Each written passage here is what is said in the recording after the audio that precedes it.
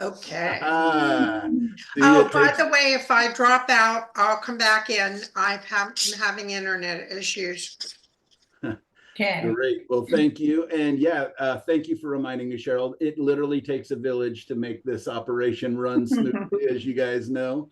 Um, I'm probably the most tech savvy in the group, and I am not tech savvy. So we're always trying to build in buffers, like showing up a half hour early if we think we want to, or we want that time just to kind of ease into the class if we did.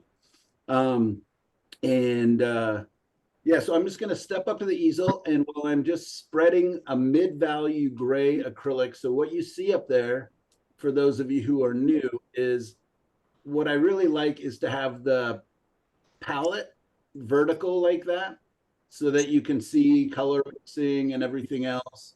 Oftentimes I'll tape my reference up there. But the first painting I'm going to do today is acrylic. So I just want to take a real quick before I step up to the easel so that I can see your hands. Who here is predominantly an acrylic painter? I see one, two, possibly. Nope, not Donna. One, two, just two of you. Well, Three each, Cheryl. That's right. I paint in and out. And that's my next question. Who also is like Linda and is just not faithful to their just kidding, because I am the ultimate not faithful person to my mediums and my techniques here. So who here sometimes uses acrylics? All right, so I see 4 or 5 of you. Who here sometimes uses acrylics? Because I sometimes use acrylics. There you go. So I will describe during the class why sometimes I use acrylics versus oils, because I think both are just fantastic mediums. Both have a lot of advantages and disadvantages. And then I have, in the last couple of years, been doing something where I combine the two. I'll oftentimes start my paintings in acrylics so that I can build up texture. I can really establish my design and my values, and then I'll come back in with the oils, because oils, with their slow drying time and transparency and real strong pigment load. So that is a big thing to know, is that oils are capable of holding much more pigment than acrylics. So just so you're like, if you are painting with acrylics and just kind of wondering, why are my paintings not quite as vibrant? It's just because that's one of the limitations with acrylic paints. So anyways, I thought today I would do 2 demos. And glad I didn't see anybody's eyes rolling, because I say that all the time in my classes, and then we run out of time. But my goal is to do an acrylic underpainting, just to show you that, and to, appease all my acrylic painters in the class. And then we're going to do an oil painting, underpainting. And there's 3 or 4 different ways that I approach different paintings. None of them are right. None of them are wrong. I just feel like my job is not to teach you to paint exactly like me, not to teach you to even paint a little bit like me if you don't want to. My job is to give you tools that you can use, that you can experiment with, that you can play with, and to help you to ask better questions. I think providing answers is limiting. I think that inviting you to learn how to ask better questions of your subject, of your design, of your paintings, of what you want from your paintings is much more useful. That being said, of course, I'll be, showing you a lot of different techniques and a lot of different things. And so let me pop up there just so I'm getting that medium layer going. I oftentimes, when I'm working with acrylics, and this actually comes from Cheryl, one of our painters in the class. She, when I was first starting with acrylics and experimenting, she and I were going back and forth with a lot of emails, because she has been doing it for a lot longer. So I was asking her a lot of questions. And normally with oils, oftentimes I will start with the darks. And now with the acrylics, I'll often start with the middle value, which is very interesting in a different way of painting. And it kind of allows me to, we'll explain that when we get going here. So what I wanted to tell you guys as I'm up here and doing this is that, and let me know if my voice gets louder or quieter as I move around from one microphone to another. Does this sound better, actually? I can hear you. Fine. Okay. For you. Sounds Nice. good. Oh, good. All right, and I've adjusted some things, some lighting and everything, so hopefully we'll have a little bit less glare. The problem with acrylics is I can't set them up horizontally because they'll just run off. So I have a whole different palette here on my flat palette, and I'm just going to squeeze out some burnt umber and some white, and I'm just going to create a mid value mixing those two and cover my surface. But what I want to talk about to start with is why I set up my class the way I have. You'll notice that we have the half-hour early sign up. I also made my class 1 hour longer. And for those of you who've been with me for a while, know that that often means I go 2 or 3 hours longer. And again, if you can't stay with the class, if I'm just getting too excited and want to keep painting, I'll just keep the class going. And if you can't, you know, if you've got appointments or other things that are happening, or you're just, you know, need to go get lunch or whatever else, don't worry, because the classes are recorded. So you can always come back and see the end if you would like to. And one of the great things about having the class recorded is some students will paint along during the class. I think Renee does, I think Sandy does. I think there's a couple others that will actually paint during the class time, which is fantastic. But a lot of students will just take notes, ask questions, just kind of watch and be a part of it. And then what's great, again, about having it recorded is that you can then come back, rewatch the video, and paint together at that time, which allows you to fast forward through these boring parts like what I'm doing right now, or you can rewind it, you can pause it, you know. So it's almost like having 2 classes for the price of 1. Here I am going to be, this is my salesman hat, I guess I'm putting on now. The other thing is on Thursdays, I've started to offer a complete, just a bonus time together. And the reason for that is I love the social aspect of this class. I love learning about you guys. I love learning about, you know, your goals and aspirations in art, what you're doing. And then most importantly is it gives you a time to kind of do your homework, if you want to call it that, or to work on whatever project you want together so that you can ask questions, get feedback from your other students. And also, I found that for a lot of people, they just have a hard time prioritizing art. You know, all of our lives are busy and full. And that if you just put it on your calendar that, you know, on Wednesdays, 9:30 to 12:30 Pacific Standard Time is class. I'm going to show up. I'm going to listen. I'm going to take notes. Maybe I'll paint along. And then on Thursdays, I've blocked off, you know, 3 hours. You can show up for 15 minutes. You can show up for the full 3 hours, whatever it is. Again, it's just a complete bonus time. But by putting it on the calendar, we actually get some work done. So it's kind of, you know, if you've got a spouse or family or whatever else, you can just say, sorry, I've blocked this time off on my calendar and I am using that. So there we go. I just put a mid value on there. It's acrylic, so it'll dry in about 15 minutes. And so then when we get back to painting, there we go. When we get back to painting, I will have that ready. So how many brand new or new enough students who haven't really seen how we use Padlet and how we use Zoom? Got Darlene and Bonnie and John. Yeah, okay, so I want to describe what the Padlet is. So Padlet is basically our online classroom space.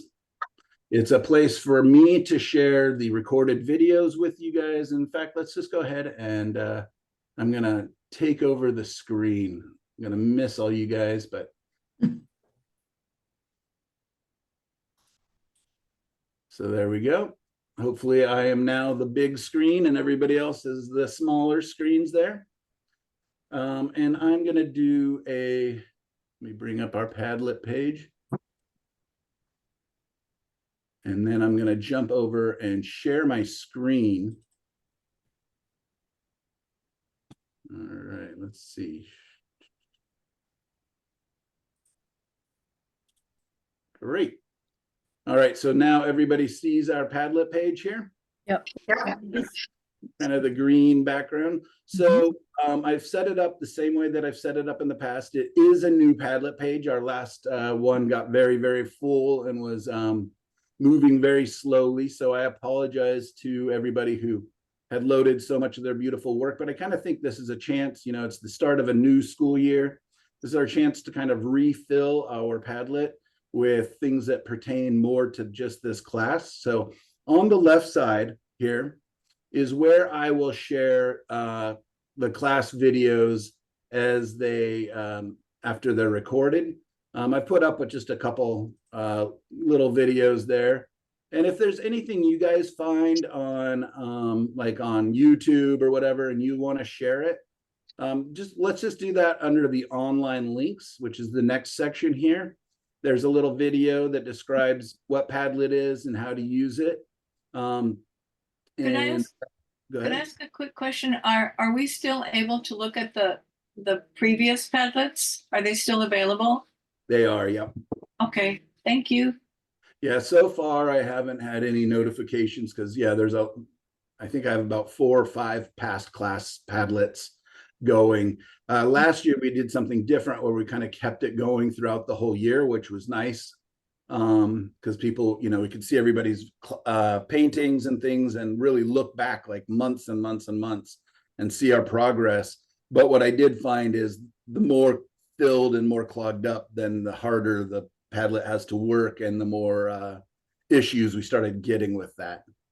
So anyways, online links is just kind of anything you're finding online that you want to share or I find and want to share, I can put there. Great little video about color mixing, I don't know why that's on there twice, but just different stuff on here. That's just an opportunity again for wherever you want to share that's online. To do it, you would simply push the plus symbol. And if it was let me just pull up I'm going to pull up my Pinterest page, which is a great extra resource that we can use.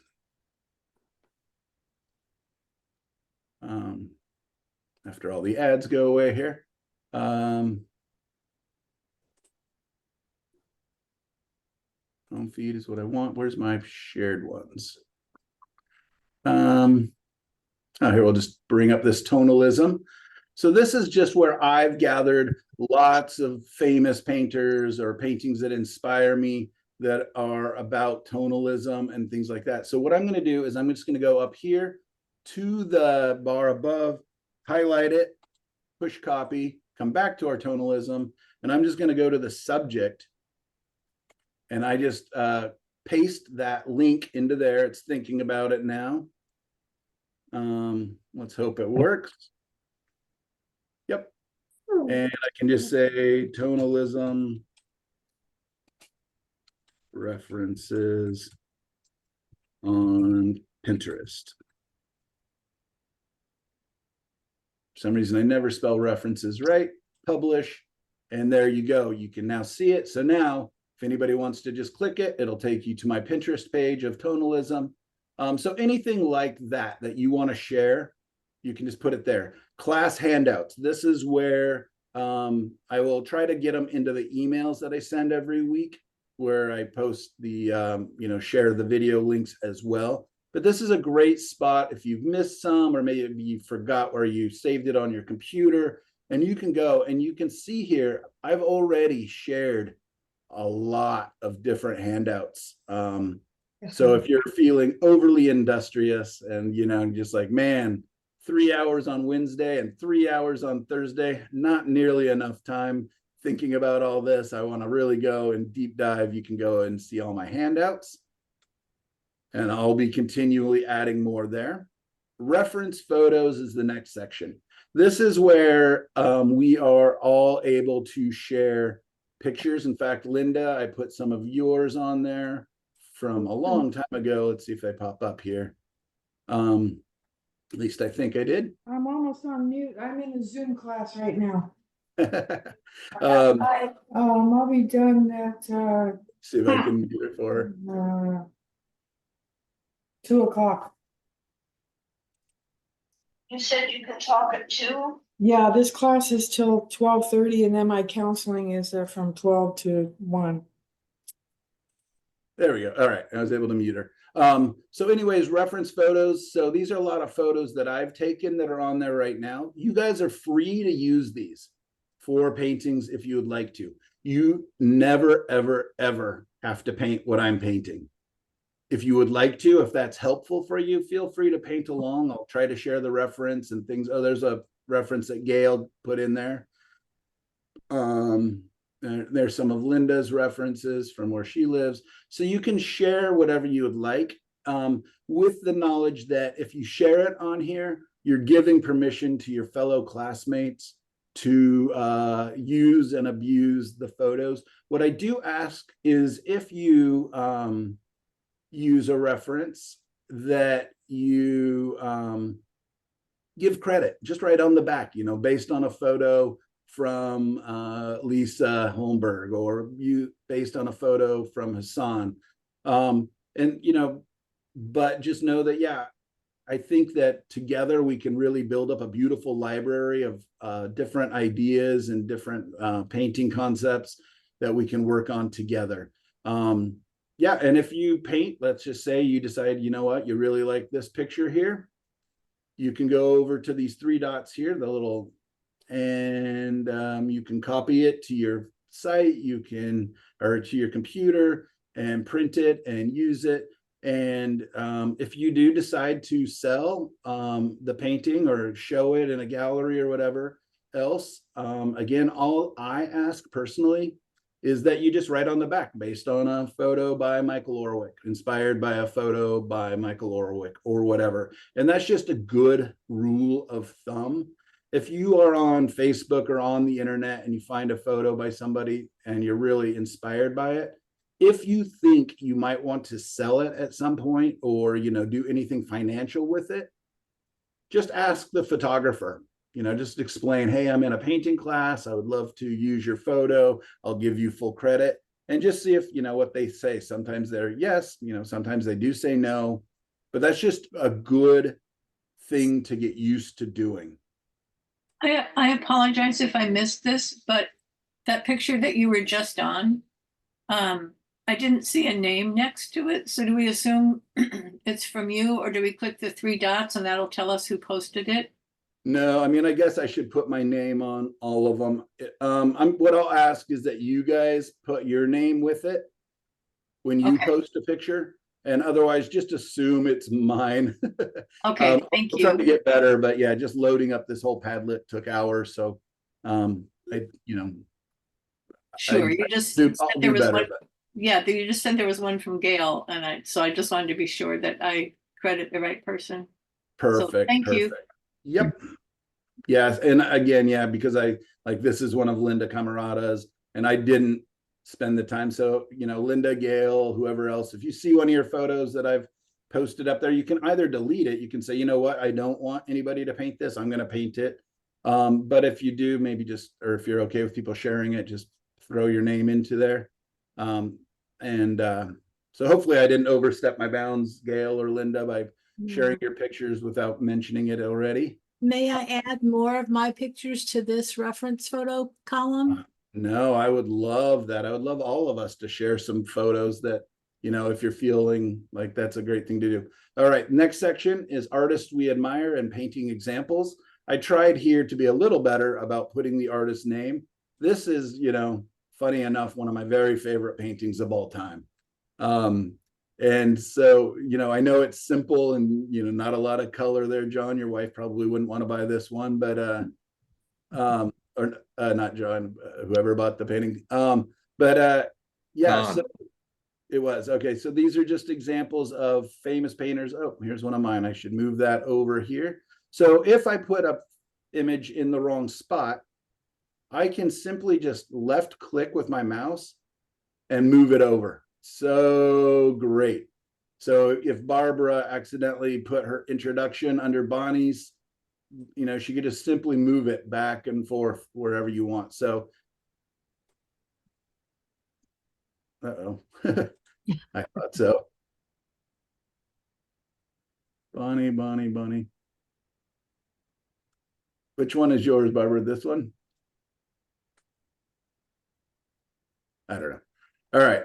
So anyways, what I've done is I've just put some examples of past paintings that I consider a little more on the tonalist side, just to kind of give you guys examples. This is a new one that'll literally be, I need to get a better photo of it, but that I'll be taking to a gallery this weekend. So this is an example from a previous tonalism class.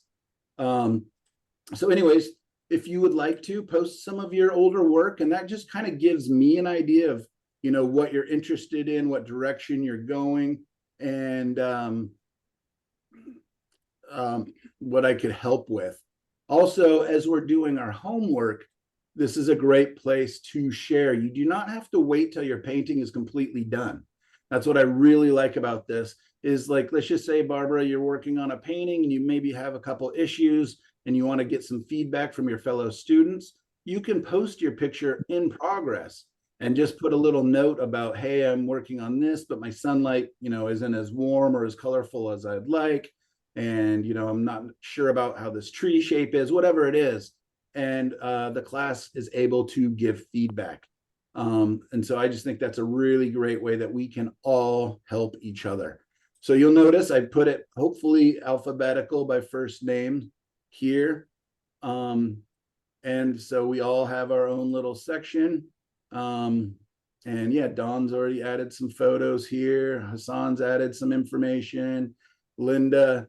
So that is a great place to share and learn more about each other. Does that make sense to everybody, how we're going to be using our Padlet? Again, just kind of thinking of it as an online classroom or an online space where we can share. So I have a question. How do we access Padlet? In that email that I just sent you there, hopefully with the right email, you will have that link. Okay. And if not, just let me know and I'll make sure I get us all set up and all on the same page here. Okay, so that is basically Padlet. Any questions or anything, maybe some of you students who've been with me, is there anything I missed about that? No. All right. So I'm going to jump back to the artists we admire and painting examples. Oftentimes what I will do is post a couple artists that are exemplifying parts of the lesson for that week, and we will discuss the artists as well. So I will oftentimes, again, you guys, I told you that I'm dyslexic and ADHD, and so is my daughter. So I've realized that there's a lot of different ways that we all learn. And so what I try to do is to touch on all of the different ways by seeing work, by getting a handout, by me doing a demo, and by you guys doing the homework. So I figure that kind of touches on all the different ways that we can acquire information because, we all learn differently. So let me know if there's ever times where you're like, Mike, I could use a little more of this or a little less of that.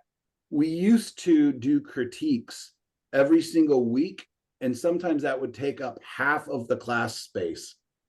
We used to also, I would give out homework every single week so that you were literally, I was kind of half expecting you guys to do a painting every week. We, as a group, and working together for some of us for a couple of years now, realized that if we just slow down a little bit and do less paintings for some of us. Some of us, have the time and ability to paint a painting every week or 2 paintings every week. Others of us just have full busy lives or aren't, willing to spend as much time painting. So now what we're doing is we're slowing it down to a painting every 2 weeks. And then the final 3 weeks will be a longer, bigger project. So for those of you with a pen and paper and taking notes, I'm going to talk about what we're going to be doing and what we're going to be focusing on for our first painting and our first idea. I don't have a real specific handout yet. I'll continue to work on that. But what I want you to write is design over subject. All right, so it means subject versus design-driven painting. There's nothing wrong with doing a subject-driven painting, but we're going to be doing design first for this focus, right? And we're also going to be doing shapes or value masses as our most important aspect of this design. So this is slightly different than I've presented the class in the past. Usually I talk a lot about line and leading lines and everything else, and we're going to cover that, don't worry. But I really want us to focus on large value masses and really simplifying our painting to begin with. What I like to think is that the detail will come. The detail shows up. And you can have as detailed, like if you want to get all the way to photorealism, you can. But I want to show you how to build a painting and make sure that your shapes are right and your design is interesting before you start laying in the detail. What happens is if we start doing subject or detail first, then we become very protective of our painting, and it's a lot harder to make big changes and big shifts when we realize things maybe aren't quite going right. So that's actually why I chose this reference here, is you can see that it's almost, if we squint our eyes at it, it's almost 2 values, right? Dark and light.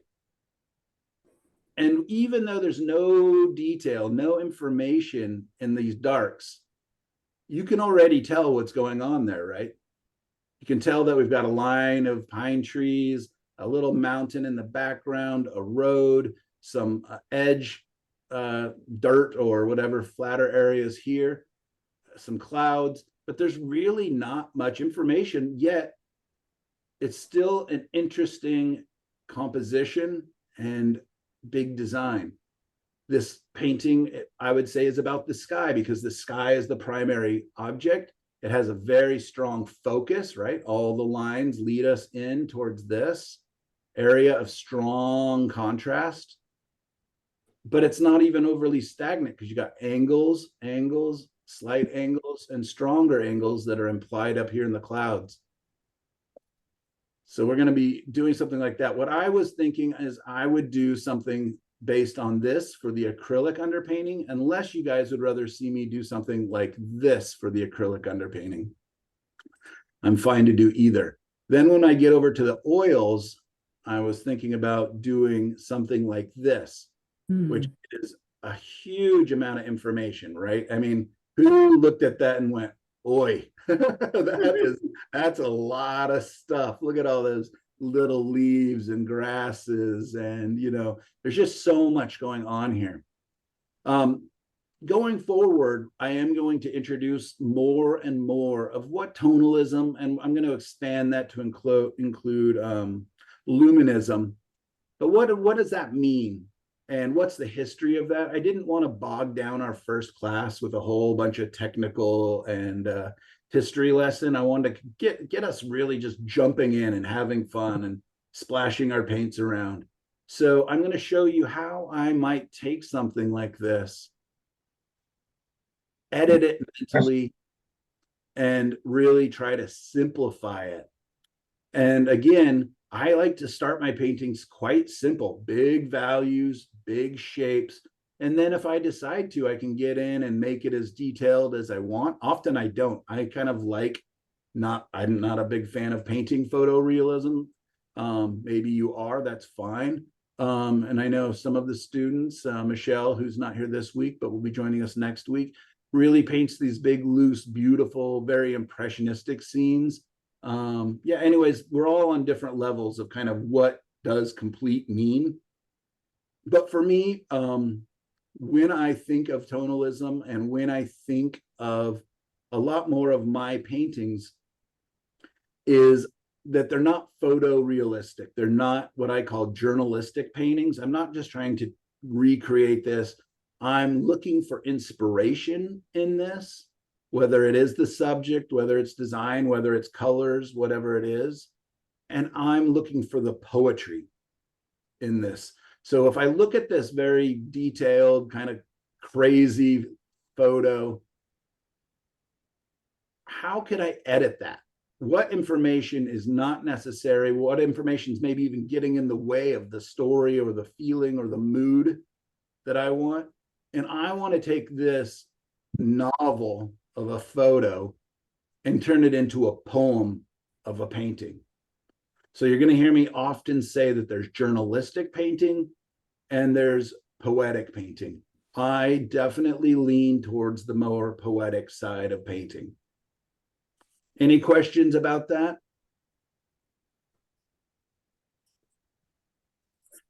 Would you guys like to see me attempt to do this in oils today?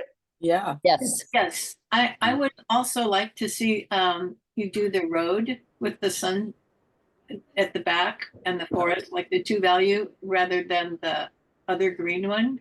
Okay. Just- This one, not just so my much this preference. one. Thank Yeah, you. no. Yeah, no, and that was it. I was thinking I was going to do this one, and then this morning I was like, wait, this is actually probably better. So I'll do this with acrylics, and I'll just show you really quickly. I'm going to make it basically into what would be a black and white, except for it's going to be burnt umber and white. And then I will let that dry and come back in and color that up. Hopefully today a little bit, or at least glaze into it today. And if not, then we'll come back next week after the acrylics have really had a chance to cure. So oftentimes I will work on paintings in layers. If I were to count, I would say there's probably 30 or 40 paintings in progress in my studio right now, which is, 10 feels like a lot, but I have so very many.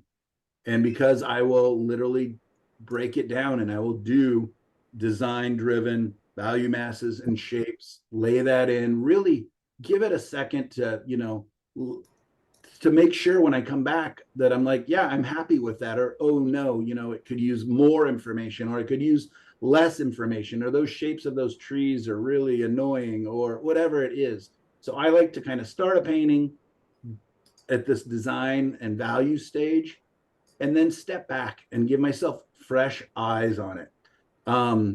If you're anything like me, which hopefully nobody's like me, feel bad for you. But I am the eternal optimist. Every painting as I started almost is my most beautiful baby that I've ever had. And it's not until I come back like the next day and go, nope, it's not. So if I just push all the way through a painting, oftentimes I'm not able to step back and realize how I could actually be making it better.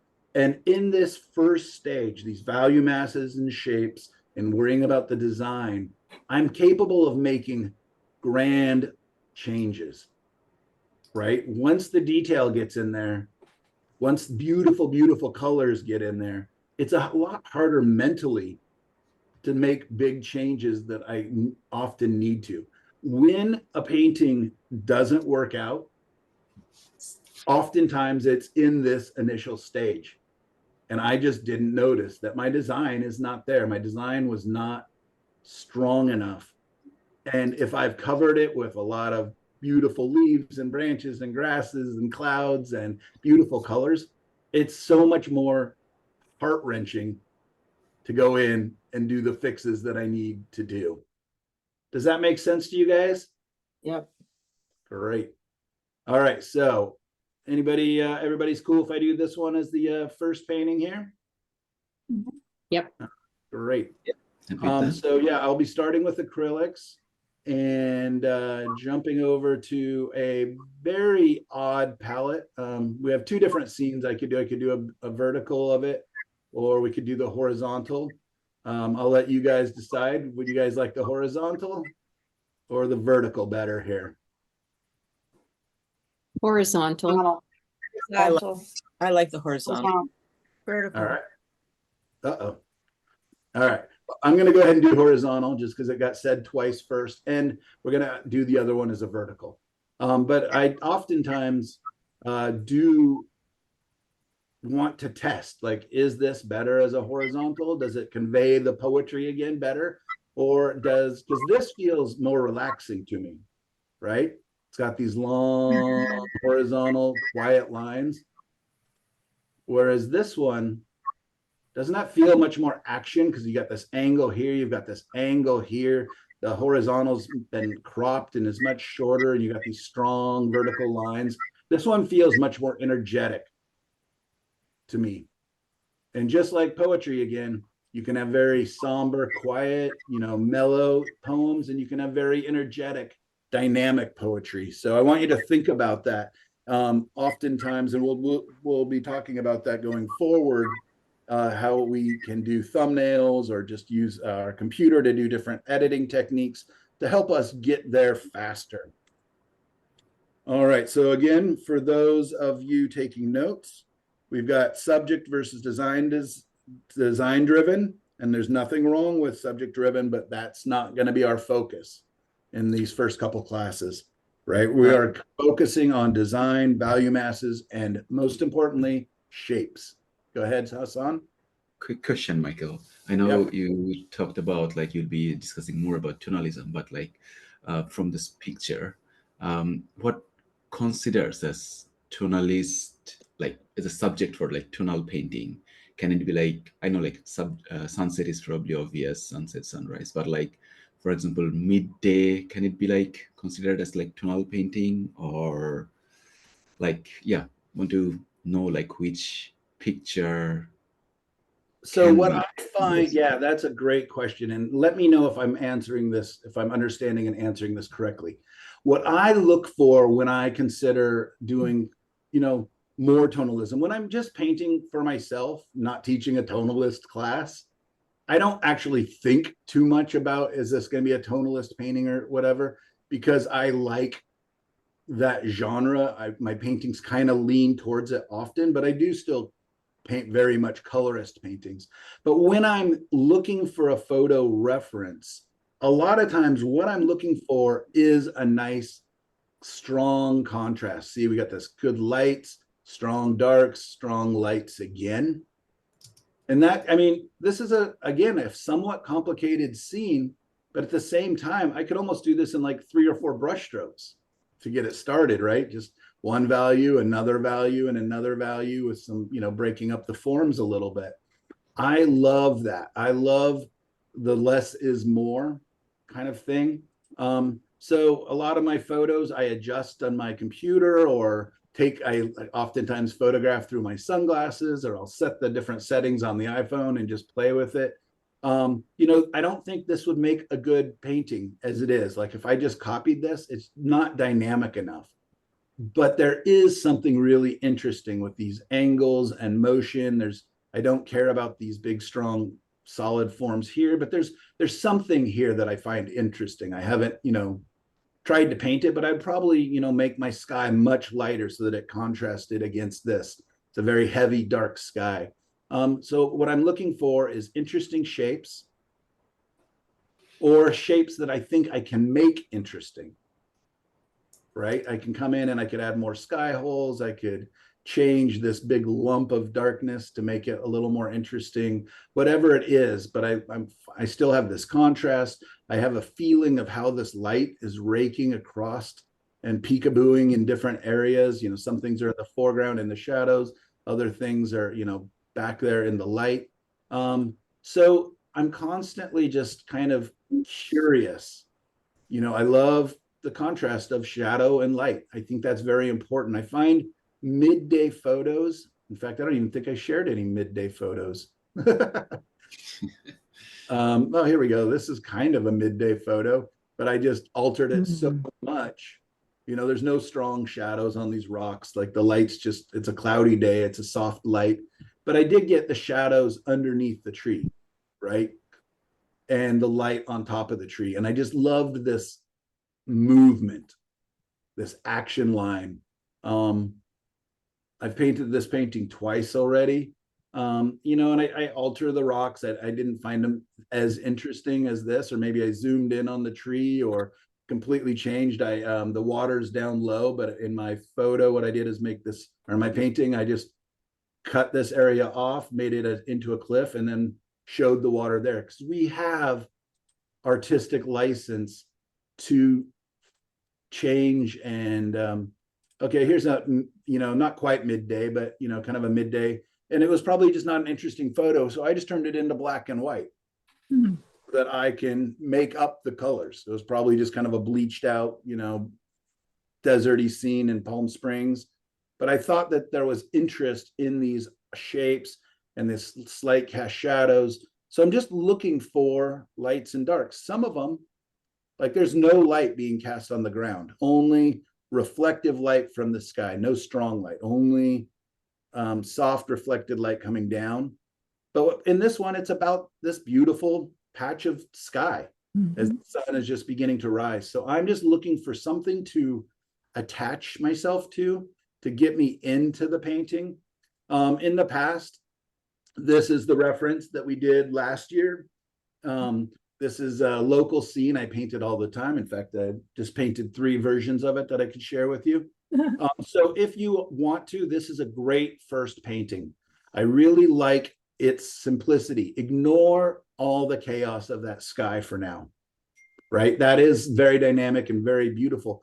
But what I want you to do is look at that and see the big value contrasts, right? We've got the light sky, the light on top of the ground, the shadows on the ground, and then the dark uprights. Does that answer your question at all, Hassan?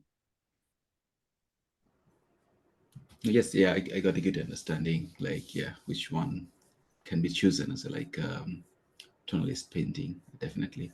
Right, like here's another photo that's just so blurry and soft. So this one wouldn't be about strong contrast, besides very much in the foreground is the only darks I have. But this one was more about this subtle gradation of these greens to these blues to the, grayed down blues to this kind of peachy orange. So this one was more about just the gradation of color.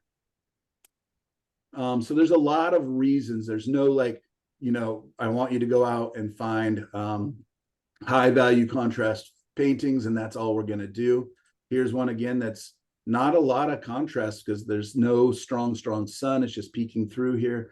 But I found it very somber and beautiful and somewhat romantic. Haven't painted it yet, but here's another one that's just overcast and crazy. So there's all sorts of reasons I'll take photos. And a lot of times I just take 1 or 2 aspects from them. And so you guys are more than welcome to, here's kind of a midday. You're more than welcome to choose whatever photo you want, whatever you gravitate towards. I find that we learn better when we're painting something that we're into.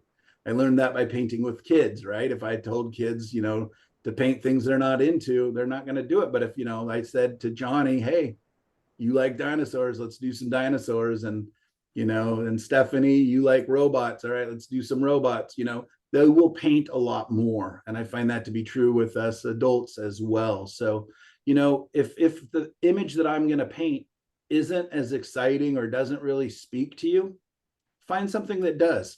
And we'll work on that. What I am going to suggest in the beginning is that you know yourself. Is this, light, dark? That's enough, right? As a beginner or as somebody who's getting back into painting or who's somebody who's taken 3 months off, this is a great way to get back into painting versus, jumping into something that's just so full of information and your brain can't even wrap itself around it. And all you're going to do is get frustrated.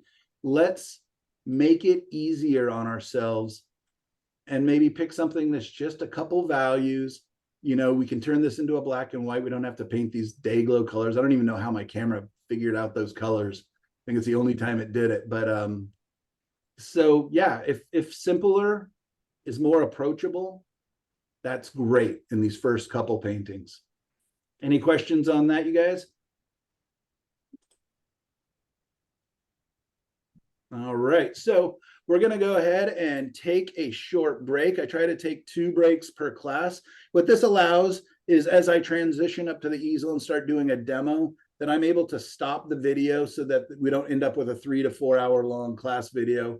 Instead, we'll have 3 or 4 different segments that you can jump right to.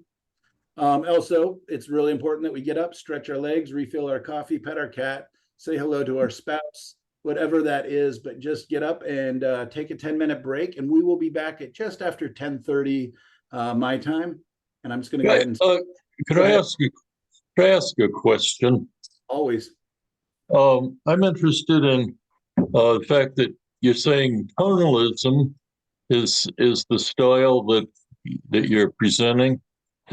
So from what you said already, tonalism is a more poetic, with more large masses, and sort of like sunsets are poetic and colorful. Would that be? Am I summing up tonalism? Yeah, definitely not summing up tonalism, but you're scratching the surface. I will be going into detail, and I really did contemplate, even talk to my wife yesterday about that. I was like, you know, I've got all this history, I've got all this, you know, all the rules of tonalism. But the funny thing, John, is when I go and I look at 5 different websites that talk about tonalism or purport to show and share tonalism, every one of them describes it slightly differently. It's a pretty loose enveloping of a, you know, a genre. A lot of art, none of the early tonalists called themselves tonalists. They got thrown into that category after the case.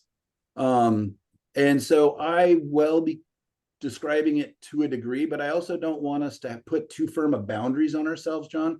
If you don't paint a tonalist painting at all, you're going to learn so much in this class about the importance of these elements. Because even if this was a colorist class, the things that I'm going to show you still work and still apply. Even if you didn't care to make poetic paintings and you wanted to make photorealism, all of these things will still work and still apply to whatever work it is you want to make. But what I'm hoping to do is to show you how we can simplify our work and different ways to think about our references or our experiences or a combination of references to create something that is meaningful, that goes beyond just replication towards the more spiritual, if that's how you want to say it, or the more poetic, how I prefer to say it. So yeah, and I will be filling in a lot of those blanks. I just didn't want to bog you guys down with a history lesson on the first day. I wanted to get us going. Do you have any recommended reading or about, because it sounds like this is a historical movement of Yes, I will put those under the online links. Okay. Yeah, and if you want to jump down that rabbit hole, just click underneath the online links, this picture here. Okay. Are you guys seeing the Padlet page? Yes. Okay, click that and prepare to lose the next 8 hours of your life. Because any one of these you click, like these are modern tonalists here. We've got some very historic tonalism. And all of a sudden, and a lot of these painters don't consider themselves tonalists. This is Brent Cotton. He does not, I think he's a beautiful, amazing painter, but he doesn't consider himself, I've never once heard him call himself a tonalist. But I think that they feel like a lot of these. And then there's a lot of traditional paintings. There's even some photos in here that I consider almost like tonalist photos. So a lot of things are kind of mislabeled that are maybe just ignore things that obviously stand out. But yeah, there's so much here. I mean, you can see real modern, simplest tonalism all the way back to very beautiful historic. And what happens if you haven't used Padlet before, Pinterest, before is, let's just find one that we really like here. So tonalism a romantic sort of thing? What was that? Sorry. Is tonalism romantic? Oftentimes, yes, or more ethereal. The most famous American tonalist is George Inness, that's actually who I'm kind of looking for. He came at it with a very spiritual idea. He really thought that to come into relationship with nature through art was a very spiritual experience for him. So a lot of his explorations had that aspect to it. But I don't, know if that's true for very many of them. Let's just click. So if I click here, all of a sudden it pops up bigger. And all of a sudden what it does is it just says, well, it thinks, you like this, then you might like all of these other things. So all of a sudden it's just rabbit hole after rabbit hole on Pinterest. You get to learn about a lot of different artists. So maybe for you, you're like, you know what? I like these little spindly branches. I like this detail, but it's still monochromatic almost and has this feeling. Or I like, something that's much softer and airy and, kind of just implied. So we'll learn a lot about ourselves and what we're into as this class progresses. I'll try to show you a bunch of different, there's a lot of artists who do these super, super soft edges, even though my work is I'm often told my work has kind of an airy, soft quality. This is really airy and soft there. So anyways, we'll be learning a lot, and I apologize that I'm not going to give you too much detail in the beginning, but what I do want you to know is that I'm not going to set parameters too strong, because in tonalism, it's very diverse. There's so much, and I will go through those websites that I told you about and grab a bunch of the common denominator descriptors in that. But I also love luminism, and they're considered quite different, but I think that there's a huge overlap. And then just before we take our break here, I'll just tell you one thing is for me, I created, because I love tonalism and I love luminism, and I like the combination of the two, I actually just created another name for my own work called Illuminated Tones. And so I just decided, you know what, I don't want to abide by all the rules that evidently tonalism has or luminism has. So I just created my own style, what I call Illuminated Tones. Actually, your fellow classmates helped me write this descriptor. Thank you guys. And I just was able to throw a bunch of my work that doesn't quite fit specifically into either genre into this and have my own style. So I don't want you to be beholden. Oh, and there you go. There's your the lavender painting, kind of a different version of it that we saw earlier. Does that make sense, John? It makes sense. Thank you very much.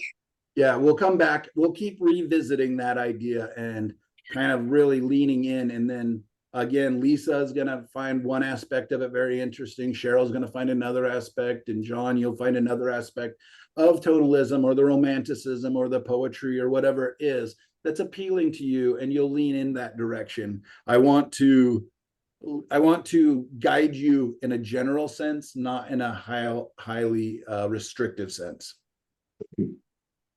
Great. All right. So I'm going to go ahead and stop it and take a 10-minute break. So now it'll be 10:40. And all right, everybody, welcome back to part 2, class 1 of tonalism. I'm excited to get to the easel and start painting. And I'm really going to be focusing on shapes and values to start this painting, and pretty much most all of the paintings throughout the entire course. And what we'll be discussing in this stage is 2-dimensional versus 3-dimensional work. And of course, with a painting, we're creating a 2-dimensional piece of work, but creating the illusion of 3 dimensions. But what I like to do is I like to start with a very 2D, almost kind of a cutout feel to my work. And then I will, by adding detail, by adding some slight value shifts, maybe temperature shifts, color shifts, I will begin to create the idea of like these trees behind me, where you can see that they have like light hitting one side and kind of be beginning to develop a sense of form and structure. So I'll be presenting that here. All right, I know there's a question as we get started here. I was just wondering, you said that you might have like 30 or 40 paintings in process. Is that Mhm. right? Yeah. So my question is, so you have some that you're using acrylic and some that you're using oil. How many palettes do you have? Like, how do you keep those? I'm assuming you don't keep them going, you like color match, but there must be some carryover or some palettes that you maintain. Yeah, I mean, oils stay, wet for much longer, and there's a couple of techniques I can use. Like when I'm done for the day, I will store them in a Tupperware bin with a drop on a cotton swab or something of clove oil. And you don't put it on the paint, but you just put the drop of clove oil in the palette, and cover it. And for some reason that keeps it really fresh for a long time. Another, if I know it's going to be maybe over the weekend and I'm not going to have a chance to paint, I'll just throw it in the freezer. So oftentimes just clean my palette, my big palette, put it into a little Tupperware bin, and I can throw that in the freezer and then thaw it out as I'm starting to paint. That keeps oil paints going. Another technique is, again, throwing it into like a Tupperware bin and then just pouring water over the top of it. All we're trying to do is keep the oxygen away from the paint so it doesn't dry. And then you just pour the water out and kind of dry off the paints. I don't use that technique very much. Another one is just putting saran wrap over the top of them and just kind of pushing it down so that, there's not a lot of oxygen in there. For my acrylics, I used a Stay Wet palette. This is what allowed me to actually get into acrylics. I never really cared for acrylics until the last couple of years. The Stay Wet palette has completely changed the game. I'd love to talk about that and different ideas that you acrylic painters have, because again, I'm pretty kind of new to taking acrylics serious. And then I will oftentimes, like I said, start my paintings with acrylic because they dry quickly. I can move them around. I can build up an under painting texture that I really like. But it's not enough to have your acrylics just dry. You actually want to let them cure before you paint over them with oil paints. So generally about 24 hours, if I'm going to paint oils over acrylics, is a good idea, especially if they are thicker and have more texture to them. The Stay Wet palettes, I actually have 3 of those floating around my studio. Rarely are they all in use. I have one small one for just when I'm doing, like, let's say black and white acrylic painting or just brown and white. And then larger ones if I'm going to be using more color. I pulled out the bigger one because I will be using a little bit more, few more colors than just burnt umber and white on this painting. But a lot of times I will just let that painting dry, and you can glaze with acrylics, of course. And there's lots of different mediums in acrylics that are a lot of fun to play and experiment with. And I'm just scratching the surface. I find that when I experiment or invite a new element in, like a new medium, a new texture kind of thing, I don't want to have 27 different ones. I just want to have 1 or 2, really get to know it, and then maybe I'll expand and explore. I've been playing with even throwing a little bit of sand, or I've actually got some really fine crushed up glass that I've been putting into some of my acrylics just to see what that do. I thought that might be some interesting effects, like in water and stuff. Haven't played with that much, but anyways, if you're ever going to combine acrylics and oils, there are some very strict rules. Oils over acrylics work. Acrylics over oils does not work. If you are like I am right now up on the easel, I have acrylic tubes out and oil painting tubes. Do not mix them. your painting won't work. It'll just fall apart inevitably. One of you is going to do that this semester. I totally get it. I did that as a whole demo in front of the class. I think last fall, and just could not figure out what was going on. It was just because I was doing an oil painting with white acrylic paint. And you know, they look the same if you're not reading the labels, so be careful. So generally I keep them very separate, and I will have an acrylic painting day, or maybe the first half of the day I'm painting with acrylics.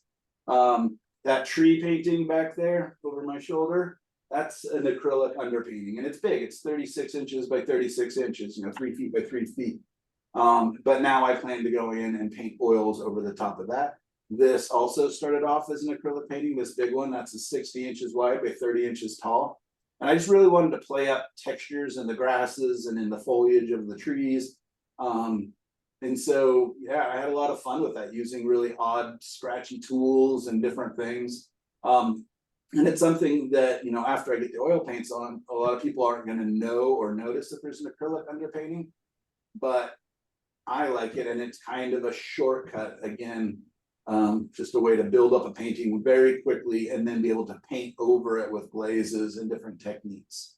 So if you're going to paint with both, keep them very, very separate. I'm literally, as I was pulling out all the different tubes for today's class, I was like, I made 2 different piles. I'm keeping them separate of each other, and really hopeful that I don't mess that up.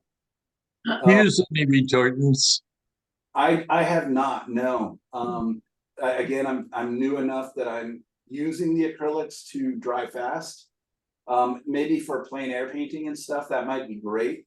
But I'm literally using one paint so it dries fast, and the other paint type of the oil paint so they dry slow, and allow for better glazing and stuff. I think glazing with acrylics is great, but I find that the oils are much easier to glaze with. And by glazing, I mean just shifting the color temperature. Maybe what I'll do is get this painting started, show you what I'm doing with the acrylics, and then maybe next week I can show you some glazing techniques using oils over the top, if you think that would be interesting and not too confusing. Yes, that'd be Did great. that answer the question? Yeah, thank you. Hey, Michael, I just FYI, I don't use that retardant. I've never been successful with having it work properly.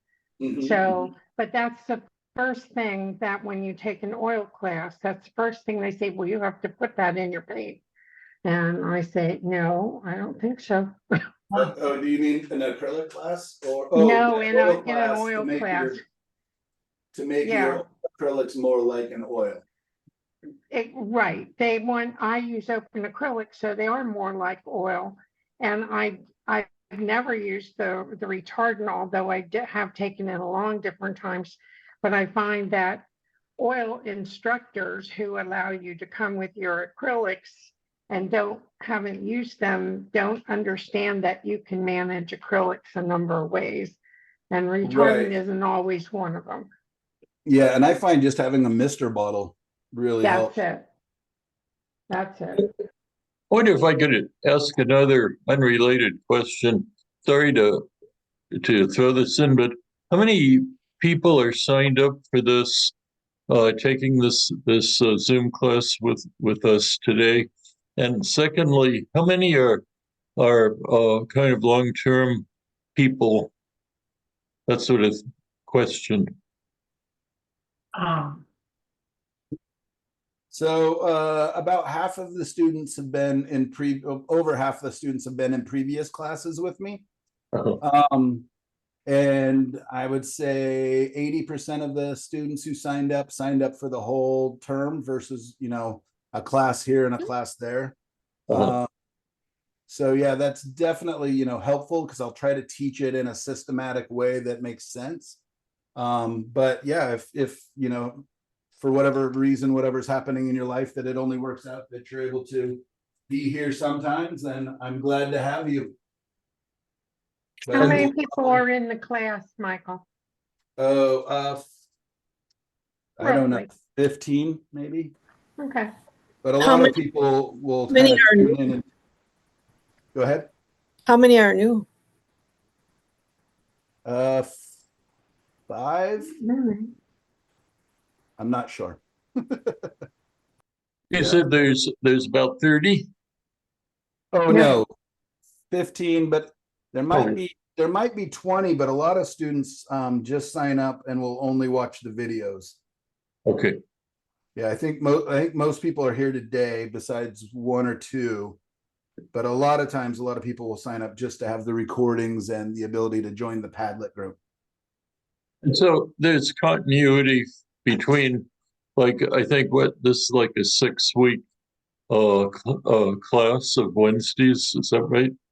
And so, Yeah, so what I've done in most years is the spring term is about design and composition. My winter classes are about color, and my fall classes are about brushwork and edges.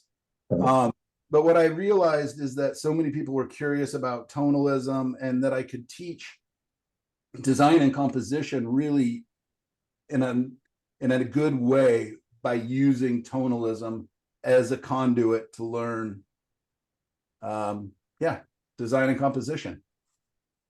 So I think it's kind of like a twofer this way. Like, we're learning something interesting as well as learning something really important and rudimentary to painting. So I went ahead and so here's my acrylic palette. This is that Stay Wet palette. It's just a big Tupperware, and there's a piece of paper here on top of a wet sponge. And that just keeps these acrylics nice and wet. I love it. They'll stay wet for, if I keep the lid on it, I can keep them wet for a week or more. these open acrylics? Are these open? No, these are just cheap student grade acrylics. So what I'm going to do is I'm just thinking lights and darks, and I'm just going to block in kind of an almost messy fashion. What I don't care to fully replicate each one of these trees, and some of these trees look a little off. So what I'm going to do is I'm going to think, what is the most important aspects of this? And I've already got kind of a mid value, it's not too light, it's not too dark, kind of right in the middle there. And I'm just going to kind of figure out some of my most important big shapes. And again, what I'm going to kind of do is almost keep it posterized, almost just thinking very much 2D. I'm not trying to create too much of a illusion of depth or form on these different things here. So I'm just going to kind of scrub in.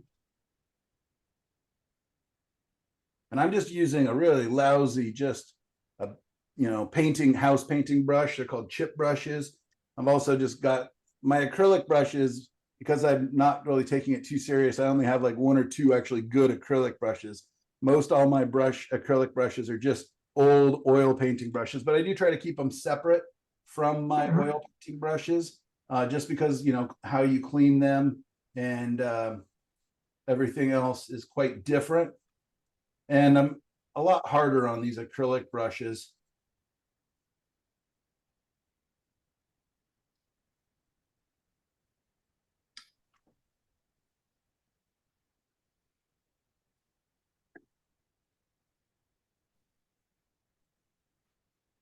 So what I've got here, this color that I'm using is a burnt umber with a little bit of black mixed in. I was initially going to do the painting with just a burnt umber and white, but I decided, since we chose this as the reference, maybe I could make it a little more, a little darker, a little stronger by bringing in some black into that burnt umber. So all it is right now is burnt umber and black that I'm applying right now. What size is your canvas, Michael? Oh, good question. This is an 8 by 10. 8 by 10. So I've been playing a lot with just doing a whole series of just kind of daily 8 by 10 paintings, almost like a warm-up for my day of painting. So I'll often start with, for the first hour of painting, with an 8 by 10, just kind of doing what I'm talking about, just really focusing on just design, big shapes, 2-dimensional work. And then I can come back and revisit those if I feel like that design because no matter how long I've painted, design always seems to be the thing that bites me in the butt. When a painting isn't working out, it is almost always something in my design. So the initial toning was with burnt umber and white. Yeah, yep. Okay. And I just do that just because it's just much more pleasant. And I'll show you here. So right now I'm painting what I would consider the positive forms, the big shapes. I'm just thinking silhouettes. I'm trying to think abstractly. I'm not trying to over render.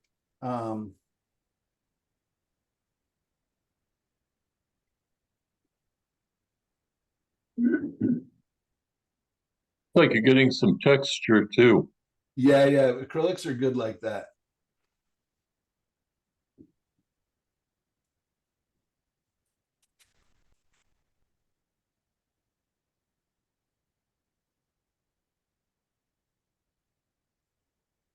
And you can see how I feel bad for you new students. You're just looking at it and going, oh no, he sucks. I want my money back. I get it. Yeah. And a lot of times my paintings just start fairly ugly. I'm just thinking design, I'm thinking shape, I'm thinking values. I'm not thinking detail. Some of this stuff might kind of work out, like some of these kind of, again, because I'm just using a big, soft, weird brush. Some of this might end up in the finished painting, but a lot of it's going to get covered up. All right, I'm going to set that brush aside. I'm just going to grab another one, even bigger. I'm going to mix some white, and I'm just going to go ahead and mix a little yellow into this, but mostly white. Now I'm going to come back into these mid values. So we're not going to be able to see your mixing the paint on the pellet though. Huh? Not with acrylics, unfortunately. I mean, Okay. I probably could figure it out, like how to do it. Oh yeah. Okay. But it's pretty simple. I'll just try to keep it simple and just describe it. So now that was burnt umber, white and black. Now I've got some just tiny bit of yellow and some white. And I'm just taking those two values that was like a mid and a dark. And I am inviting a third value, a light. And oftentimes, if I think I'm going to glaze into it later, maybe with oils or acrylics, I will even go a value lighter in my lights so that whenever I glaze into a painting, I know that it's going to get a little bit darker. Even with a bright yellow glaze, the color still gets a touch darker. So if you do know that you're going to be using glazing as a tool in the painting, which I don't always use, but sometimes I do.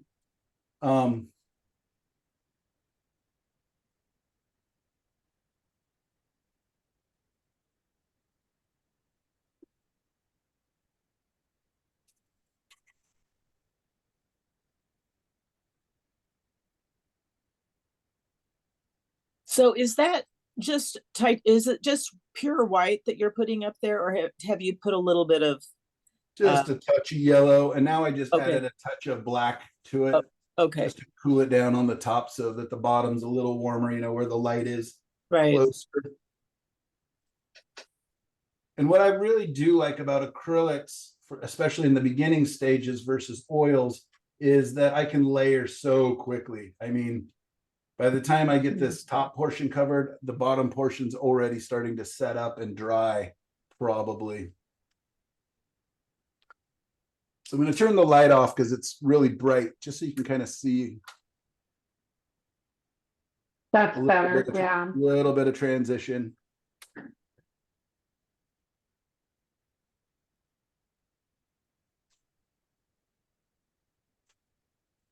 Did you thin out the acrylic paint with water? I didn't, but you sure could. Yeah, when I glaze in and stuff, but right now I just kind of want to make sure it dries fast and I can keep working on it really quickly. So now I'm going to go back to that littler brush.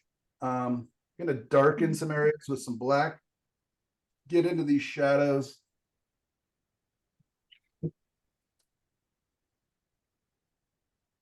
And you see how just it's very, very graphic, right? It's just lights and darks. I'm not overburdening anything at this point. It's just, I'm trying to keep my idea simple.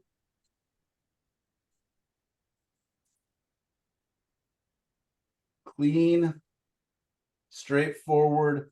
And again, I know that there's a lot of information, even in the shadows here, there's a lot of information in the sky, but that information will come. It's just important that I get these big shapes reading how I want them to read.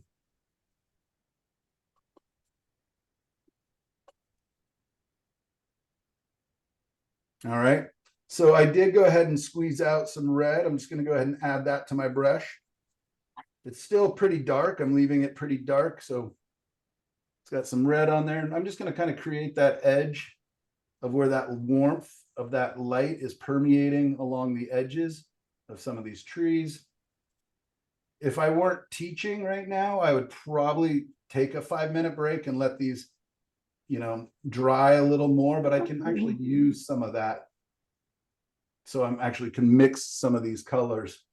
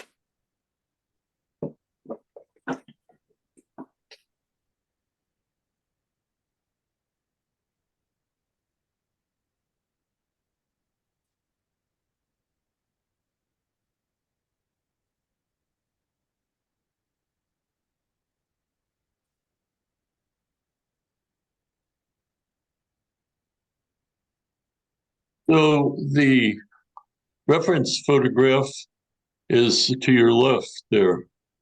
Yep. That reference photo, and Yep.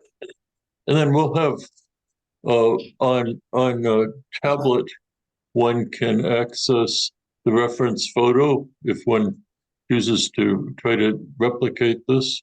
Yep. Okay. Yep. And if not, I can remember to send it, but yes, it is on there.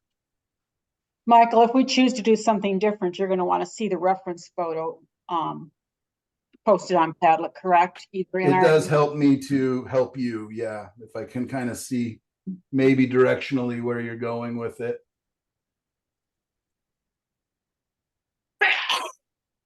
Bless you. Excuse me. So what red and what yellow acrylics are you using? Like the specific color. Yeah. The red is cadmium red medium. The yellow is Indian yellow. Indian. Yeah, Indian yellow is one of my favorite colors. I use it a lot. Usually my favorite color red is quinacridone red. If I only had one red, I would use quinacridone. I don't even know if I own that in acrylics or if it's even in acrylics, really. It is an acrylic. All right. Yeah, a lot of the acrylics I use are just my daughter's old paints that she didn't take to college with her. She's been painting in acrylics a lot longer than I have. So now I'm just beginning to kind of hopefully describe a little bit of information that's. Is the dark background a little bit still wet and you can blend it into? Yeah, it's a little actually even wetter than I would like. So now, yeah, exactly. It's looking beautiful.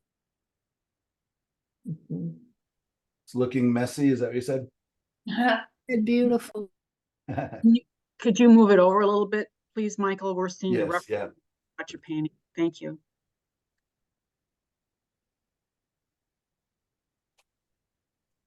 And now I'm painting kind of where there's a little bit of light in the shadows, like a little bit of light's kind of maybe reflecting from the sky, not being hit directly. So I know that those shadow areas are going to be a little cooler. I don't want to bring so much of this red that I kind of let sneak into there. So I'm going to come back with just black and whites and gray just to cool it down.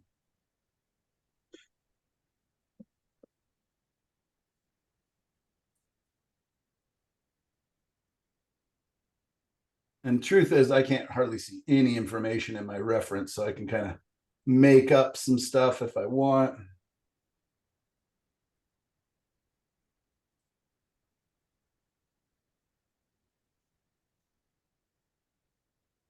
All right, that light area is still pretty cool or pretty wet. So what I might do is actually bring up my oil painting just so this can dry. And then let's see if we can get back to this towards the end of class and do some glazing. But right now I'm already feeling kind of okay about my just big shapes. And again, a lot of times this is almost more of like an underpainting if I'm going to come back over with oils, which, you know, is probably what I would do with my own preferences. But I think since we do have some acrylic painters in the class, we should at least see how far we can get with just doing acrylics. I'm going to maybe darken the top of the sky a little more. One thing to really be aware of is that acrylics really darken as they dry. Yeah. And that's constantly catching me off guard where I think I'm getting so light and then I come back after it's dried and it's just a lot darker than I think it is supposed to be. I find the open acrylics don't get quite as dark as the heavy body. All right. Yeah, good to know. Yeah, and evidently there are some acrylic brands that don't seem to do that are pretty new. But I have not explored that much. So I have not explored it at all. I've just read such things. Do the acrylics actually say open? Yeah.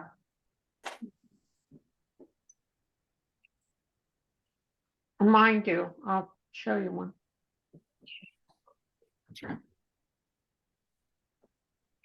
What blue is that you're using for the sky? Black. Oh, It's just gray. So a lot of times when I'm painting, even like in the more tonalist idea, or I won't actually put out a full palette. I'll oftentimes let my black or a Payne's gray become my blue.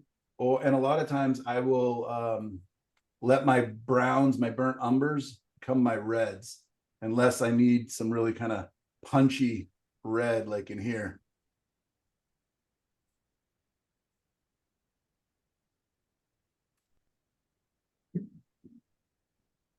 Okay, this is what my open acrylic looks like. It says open in big letters. The regular ones look like this. So, I mean, that's the difference there. Well, excuse me, it's backward. Yes, I don't. But that's the difference there. And sometimes I have some of both. Sometimes I pick up one, maybe they send me one that's not the right kind. And I do use them together, but just not much, and they dry much quicker. So I have to watch how I do that. But that's what mine look like. Now, I don't have water-miscible are different, and I don't know about them. Okay. And for a non-acrylic painter, what's the advantage of open versus non-open, Linda? They're open longer. They stay wet longer? Yes. Oh, oh, that's nice. And if you're going to have them in the studio, if you're going to have them open for a while, then I just use my spray bottle and spritz them a little bit. Right. Just enough so they don't skin over. Yeah. And I use a wet brush or a damp brush. I don't use a dry brush when I get in there. Okay. Well, I don't have any open. I'll have to look into that. Yeah, Well, so open's great for people who are using acrylics because of they don't like the smells of oils or Right. there's reasons they're not Right. using. So opens make acrylics more like an oil painting with that longer drying time. Oh, huh. That's my understanding, at least. It's how I use them. That's all I can tell you. Well, you know a lot about acrylics. Well, it's just that it's all I use right now. So, and that's been quite a few years now that I've been using. I used acrylics and then went to the open acrylics as soon as I started hearing about them. I asked a friend of mine if they tried the water miscible, and they said that they didn't like them as much because they felt oily to him. So when I went to look, there are several brands of water mixable, and but Golden has what they just call open. I think someone else may have come out with something similar, but I don't know. I just use the same ones all the time. Then I know what I have. So. And you tend not to mix them. If you're using open, you use open. No, you can mix the heavy body as well. Okay. You can mix them in there. You can, whatever you have, you can mix them all together, because I used up a lot of older things when I first started. Okay. And again, like Michael says, if you're going to do an underpainting, then you can use heavy body and it'll dry really quick and it'll get a little darker, but it's not hard to do. Are these details now you're inventing, or are they in your reference photo? Yeah, a little bit. Yeah. I'm just trying to kind of convey how the light's moving across and where maybe a little bit of, again, reflected light from the top of the sky, not the direct light from the real bright area, is kind of sneaking its way in, just to give myself some notes of, I don't want just a huge black silhouette. So you saw how I started with just this big form, and then I just slowly start to kind of incorporate the semblance of detail. Again, like I said, detail will come. And a lot of times it's just kind of sneaking up on it and making sure that it's doing what I want it to do and helping to tell the story. And the story here, the focal point will be in here. So I'm just kind of giving us some guidelines, some lead in, trying to get the values, because I got like this area of the road is a little too bright, so I can kind of come back in with some darks again, knock that back. So that's what I really like about acrylics, is this ability to just keep layering in. I can layer so fast because of its drying time. Even the areas that aren't dry are very sticky and tacky. And I would have to push pretty hard to move them. And I don't know how long I've been painting, maybe 15 minutes or so, maybe a little longer than that. But already I'm able to just keep layering in. And let's bring in some little sky holes in here to make.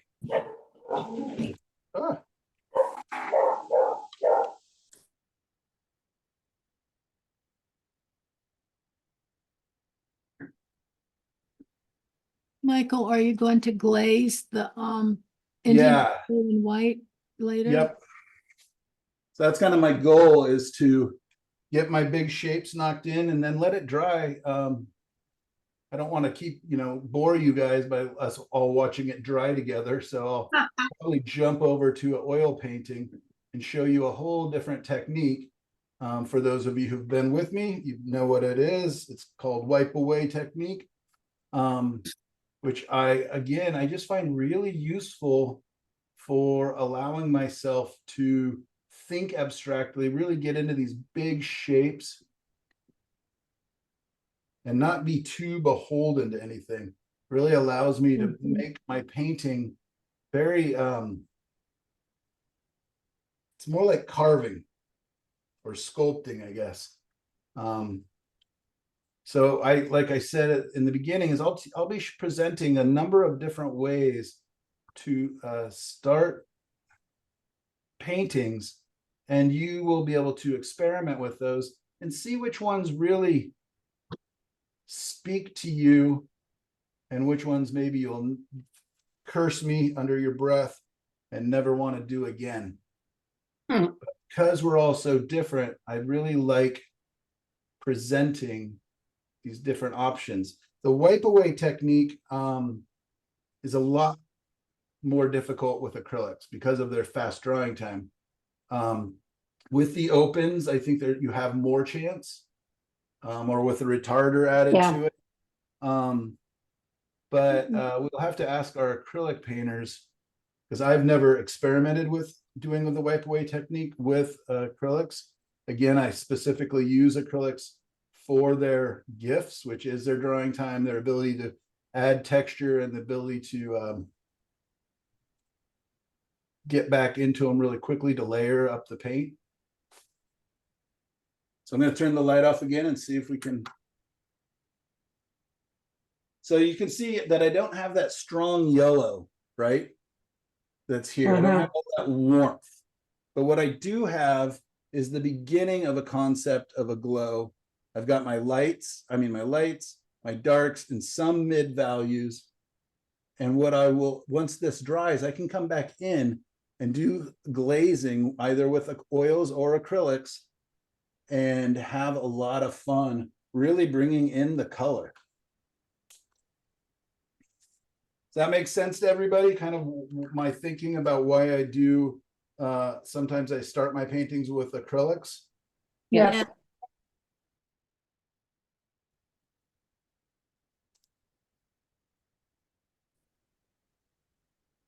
But it's really nice and easy to come in and just kind of keep reforming things. If I wanted to, I could put some blue or make some green, dark, cool greens, and bring in information into this area if I wanted to. But I'm going to wait on that. I'm going to see how it looks once I get glazing and really get some strong, beautiful, vibrant colors or, temperature shifts into that area, whether it needs, what it could use.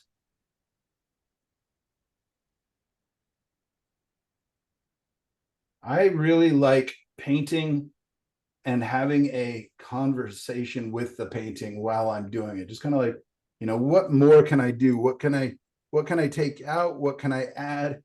Generally, I find that my paintings are better after I've been more subtracted and taken out more of the information. I generally find that less is more, that keeping our story and our plot. But again, that's just a preference. If you are somebody that goes to the gallery and is just so, infatuated and thrilled when you see work that is just heavily rendered and heavily detailed and, photorealistic or whatever else, that's great. That's totally fine. That's just not my favorite work. I will look at it and say, wow, that's amazing. That sure probably took a long time. That guy's got a lot more patience than I do. But the thing is I'm not really turned on by it. Right. So that's just up to us. I'm not here to tell you that if you like highly rendered, highly detailed paintings that you're right or wrong. It's just, know thyself is one of my big mantras when talking in my classes. I like earthy colors. I like browns and grays, just not really attracted to really vibrant, vibrant colors. I just find them to be kind of like advertising colors, or, you know, party colors, car promotion. But there's nothing wrong. Like, you know, my mother-in-law loves bright colors and wants bright colors in her house because it makes her happy. Whereas I think it would make me dizzy and unhappy. It'd make me tired. So that's, yeah, let's set this guy aside. So what I'm going to do is take all my brushes and make sure I put them into a cup of water, because the acrylics will dry on your brushes very fast. You can leave your oil paint brushes laying around for a lot longer. I'm going to move this down so you can see. I'm going to take my mister. So this is a wet sponge underneath a piece of paper for mixing on. I'm just going to take this mister and I'm just going to give all these a slight misting, so that way they're not drying out too fast. And I'm going to put the lid back on. You guys, if you're acrylic painters, I know you know all this. But just for those of you who maybe are curious, so just put this Tupperware lid on it, and I'm just going to seal that up. And I know that for sure it'll be nice and wet for at least a couple hours, but truthfully, it'll probably be wet for about a week. Yeah. So I bought one of those and I can't get the lid on it. It's too tight. I just can't get the lid on it. So I bought some containers from Walmart that hold those metal tin, you know, those little metal baking tins. They're a plastic thing. And so I got those, so then I can just pull out the tins if, you know, if I get them all messy or whatever. And that works just as good. Good. Yeah, I generally will go around it a couple times, and you're right, they're very hard to put on the first couple times. But I'll usually go around it once or twice because inevitably there'll be some air getting in, and I just set that aside, and now I've got, you know, that palette. If I was painting one palette that's more tonalist and one palette that's more colorful, then I may have two acrylic palettes going at the same time. The truth is that I actually use my third one for my oil paints. I just don't put the paper in it. And this is just after I've cleaned the oils off it right now, but I just put that in there. Here's a little piece of paper that has the clove oil on it, makes the whole studio smell like cloves. And I just place that in there in the corner. Imagine that I had a bunch of oil paints in there, and I do the same thing. And sometimes I put that in the freezer again if I'm going to be gone for more than 2 days from the studio, but normally I'm back up. I paint pretty much every day. So that's that. So I use the same thing for both. Michael, if I don't know who has trouble putting the lid on, but if you put it in your sink with hot water and let it sit for a few minutes and then try to put it on your container, it will fit. You'll be able to handle it, and then you leave it on and let it cool to that size. You know, you'll be able to get it on and off. That is so helpful. Thank you. Thank you. I've tried sitting on it and stepping on it. Yeah, I do step on mine sometimes. Just put it on the ground and step on the corners. I have two that I don't necessarily use the way they're supposed to be used. But the lids, I find you can run a little bit of Vaseline along the edge, and that helps it come on and off as well. Because I'm messy and I get paint there sometimes. Yeah, and I put Vaseline on the edge of a lot of my paint tubes too. Yeah. Put a tiny bit, and you'll never have problems getting your paint tubes on, lids on and off.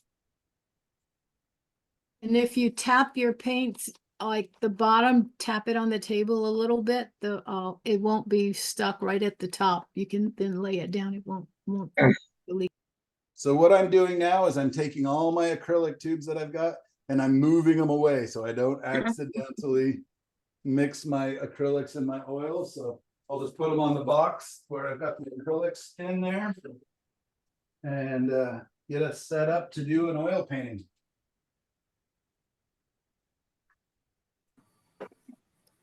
So I want to show you really quickly kind of the chaos that you're in for. So these are some examples of kind of what I'm going to be doing here, which is a subtractive style of painting. A lot of times I leave them really kind of chaotic like this. and then I'll come across and clean them up and fix them up. But what I'm doing is just really getting my shapes and kind of giving myself a glow. Sometimes I just leave them because I really like them. Other times I paint over them. Here's Can an you example of one that's explain got its the first. boards that you use? Because I know I use the canvas and it's hard to wipe away. So I want to switch to what you're using. Yeah, the same. smooth panels. Yeah, canvas makes it, you'll definitely have all that texture of the canvas that you're fighting against. And they don't always end up yellow as a background color, but that does happen to be one of my favorite colors and kind of what I'm known for oftentimes. Sometimes they end up actually very gray. And you know, I just might start this with a different palette, but it's just kind of very different kind of tone, a very different feeling, right? So what color did you use on that one? Payne's gray. For the And whole thing? I used Payne's gray mixed with quinacridone red. So Oh, it was okay. kind of purpley, but still very cool. Yeah. Here's one that I did with mostly Payne's gray as well. This one, these are all still kind of probably in progress.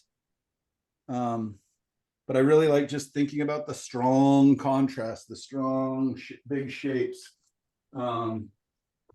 Here's one that's very delicate and very cool for the most part. So I did the background and this far bank, and then after that dried, then I came in with just, you know, a little brush and did the foreground and everything else.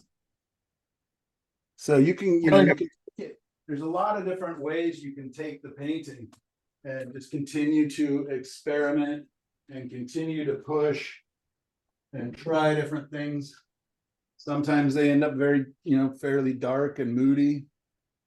And other times, you know, I let them be really light filled and airy. And so could you use just make and tone that? What's that? With the raw panel you're painting on. You know, that's how would we get one of those things? Okay, so they sell them at art stores. I buy mine from a company in Salem called American Easel, and they're birch wood. And then I just gesso the tops of them. I oftentimes do 1 or 2 coats with white gesso. This gesso has just a touch of red. It's, can't see it on the camera, but it's a little bit pinkish.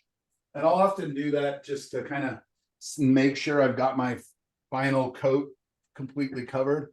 And it's quite smooth. Sometimes I'll sand them down a little bit, but this one I use a soft roller, and I can do, you know, 10 panels in a couple minutes with a roller, and then you set it aside, let it dry, and then, you know, paint on something else, and then come back in and you can How many coats of primer you put on it? Or well, sometimes I use a real house primer, and I'll do 1 coat of that and then 1 or 2 coats of gesso. You can also buy them pre-gessoed, so you don't even need to do it, but they're often very, very slick. You can get them online as well.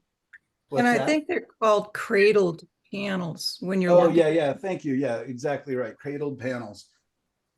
Okay, so I went to the supply store and bought some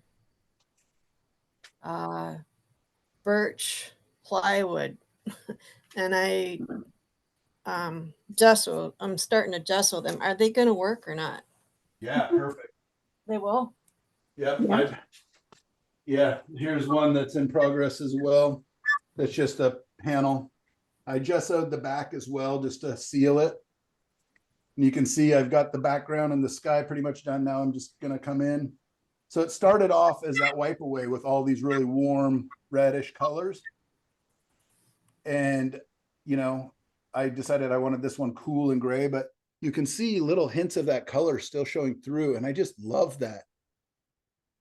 I love how it plays against grays. I love how it plays against greens. And So yeah, I haven't done the foreground yet. I was probably going to find some references of different grasses and different things. Okay, so should I primer it before I gesso it? Because I just gessoed them. I didn't primer them. I think with birch that it's totally acceptable to just gesso it. I would probably at least put 2 coats on there. But no, the company that I buy from says that my putting a coat of house primer underneath is overkill. They say it's not necessary, but I would rather overdo it than underdo it personally. But that's only because I'm selling them, right? And they're going out into the world.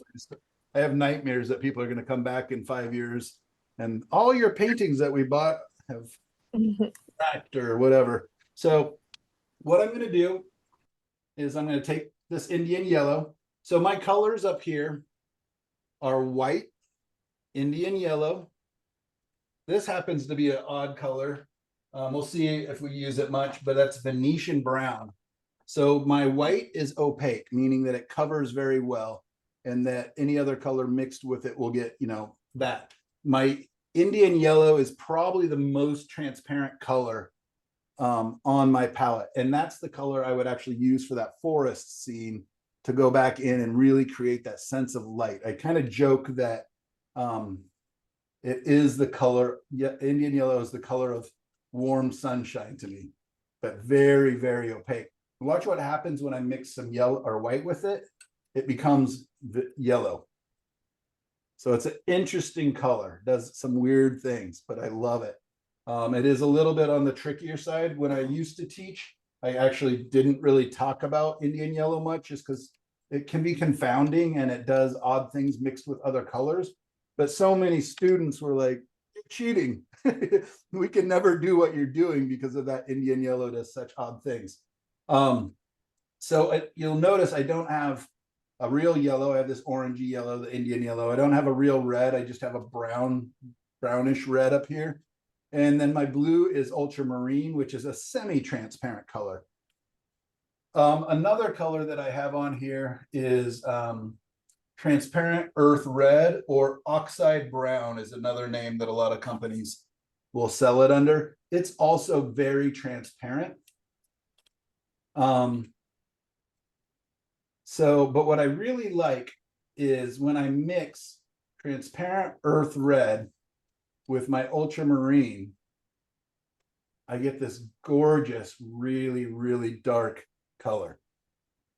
And the neat thing about it is on the side with more brown mixed in, I get a beautiful, transparent, dark, warm. On the side with more ultramarine, I get a semi-transparent, cool, dark. Okay. So I'm gonna ignore my Venetian brown for right now. What I'm gonna do is I'm gonna take just a little bit of paint thinner on my brush. I'm gonna mix it with this Indian yellow. This Indian yellow is so old. I found it in the back of a drawer. It's horrible stuff. Really almost dried. I'm gonna just put that on my palette. Michael, Yeah, is your Venetian brown the color like your basic in what's the brand you use? Oh heck. What brand I'm using Gamblin. What is it? Is that Gambling? The Venetian brown? Yeah, and it's kind of just the color of like bricks. I never really used it, and I still hardly ever use it, but I've got a good friend who uses it all the time, Amy Erickson, and she told me if she could only ever have one color in white, that she would use Venetian red, which I thought was really interesting. But she just loves how it mixes with white. She loves these kind of earthy pinks, which I also find very attractive. And it also, when mixed with darks, makes some beautiful colors. It's another one, a lot of times when I introduce a new color, I really want to experiment and play with it, maybe do a color wheel with it and really see what it does. But in lieu of that, a lot of times I'll just kind of do what I'm doing here, where I'll just kind of mix up a line of transitions from dark to light. and see what happens. Let's see what happens when we mix it with Indian yellow. This is your base, a limited palette that you're showing us here. Yeah, kind of why I chose this palette was to show you that it almost doesn't matter too much a lot of times when I'm just doing my values. I personally like to have a warm underpainting. I just, kind of is how I create my essence, the glow and transparency and stuff. But there are times I do start them with just Payne's gray and white is a great one. Burnt umber and white is a great one. Burnt umber does definitely kind of go towards a warm a little bit, but nothing like Indian yellow here. This is crazy, right? I was letting that sit for a second. What happens when you put transparent paint on gesso is it does something interesting. It stains the palette, it stains the canvas. It's that gesso is just thirsty enough. And that's actually why even if I buy a panel that's already pre-gessoed, a lot of times they're using a very hard kind of slick gesso. I prefer a cheap school quality gesso just because I like a little bit of thirst to it. I want it to suck in some of that paint. So I'm going to take my paper towel and I'm just going to give it a light wipe down. So I'm getting all that paint thinner that I had to add to get that paint to move. I don't want a super, super slippery surface. As you say, you did use some Gamsol Yep. to thin this paint. I did, just to, because that tube is so dry, and it also just goes on really nice. And what I've got there is the light is able to get through this. It's very thin, very transparent. Hit that white of that canvas or panel and then come back out. So I've got this kind of I've already got a bit of a glow here. And then I just let this soak in for just a minute or two. It doesn't take much. And then what I'm going to do is I'm going to take my transparent brown, that earth red. And let's go ahead and just mix. Well, yeah, I'm going to mix in some ultramarine blue so it gets pretty dark, maybe not all the way to black. So you see that's really quite dark. I'm just going to take that dirty brush that has the Indian yellow. I'm just going to grab a bunch of that. Now I am thinking about this painting, this image, right? So I know that I've got certain areas that I'm going to definitely want darker, some areas I'm going to want lighter, but I can also just cover that surface.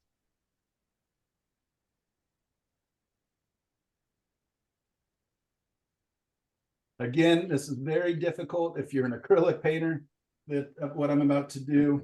Well, not always. Not always, no, exactly. There's always workarounds, but I just want you to be aware that if you're not using like something to slow down the drying time or, and then also if you have a canvas, especially if it's a canvas that's really thirsty, meaning that it's soaking up that oil real fast, it gets hard to remove the paint quite quickly. So just know that you're going to probably have to experiment with this concept a time or two. So you Look don't at that. It almost looks like a tonalist painting already. Even though we don't know what a tonalist painting is yet for sure. Michael, can you move the board a little bit left side? Like that? Little more. Yeah, thank you. Yep, absolutely. So you're Thanks for not letting gonna me wipe, know, yeah. you're not going to wipe away the underpainting or the tone, the yellow. Not fully. Good. Partly. Okay, I missed it. Sorry. Thank you. No, that's a great question. There's no bad questions, you guys. I like having, because I think everything is obvious, but no, there's so many things that we're all learning together and experimenting, and so please ask any and all questions that you might have.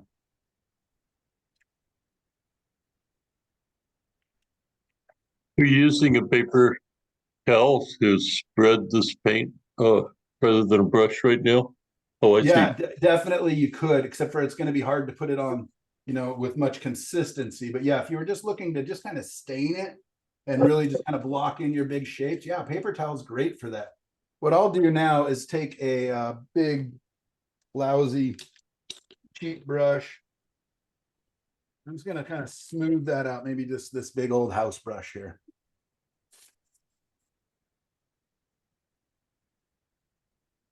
You have some kind of a ventilation system in your studio?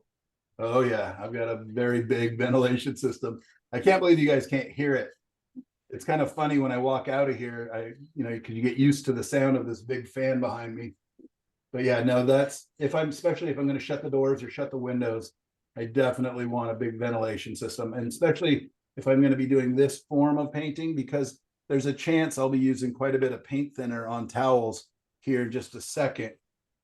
All right, so what I'm going to do, you guys kind of already see the semblance, the beginning of something here.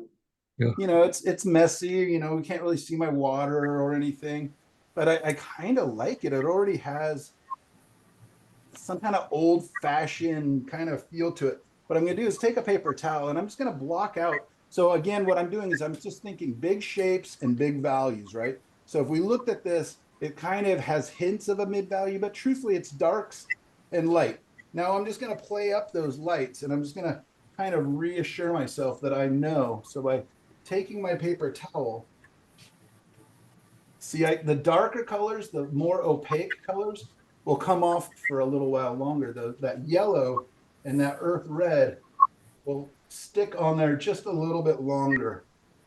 Hey, Michael, I have a question. When you're using the brush, brushing the brown up towards the yellow, how come it didn't mix in with the yellow when you're brushing it? It does. I mean, it's contaminated, but just the screen's not showing it. But Oh, all I do is just wipe it back off. So did you have any paint thinner on the brush when you started wiping it up and down? Oh, no. So it was just a not. dry brush. Yeah, thank you for clarifying that. Yeah, that's important. No, and I don't want a lot of paint thinner. If I didn't go back and even after that yellow and wipe it back off, all of a sudden things are just slipping and sliding and you're just wrestling. It can be a big nuisance. So yeah, you kind of want it to have time to kind of set in, kind of stain a little bit. Kind of want it to not be too slippery. And a lot of these marks I'm making are almost just notes for myself. And again, I can get as detailed and rendery as I want in this stage, or sometimes this is almost enough. Like, oh, okay, yeah, I like these big shapes. I've got kind of some interesting things. Sometimes I will spend quite a bit of time on this. And sometimes this becomes the finished painting if I take it to a point that I'm really happy with. And that's where that illuminated tones that I was showing you guys on my website has kind of come into play. Is there's been times where people are just like, oh, you ruined it. I sure enjoyed this stage. And when I found out people would actually buy these, what I was considering almost underpaintings, and were really happy with them, and I really like making them, that was sure a nice discovery. Could you show us the reference photo again, please, Michael? Yep. Okay. So I'm just looking for lights and darks. I'm not thinking trees, grasses, water, sky. I'm literally just thinking light shape, dark shape, warm, possibly warmer, possibly cooler.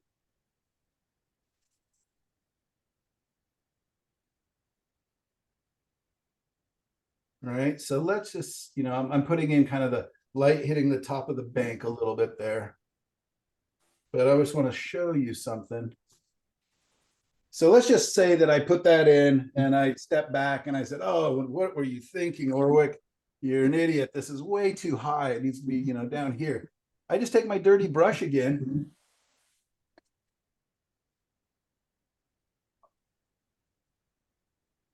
It's all very liquid and fluid. Take this dry big brush and just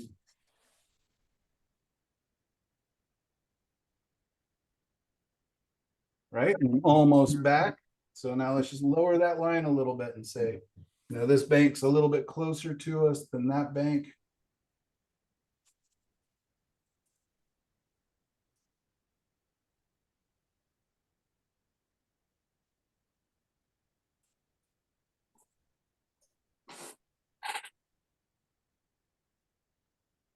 Is Yeah, canvas, hopefully go ahead.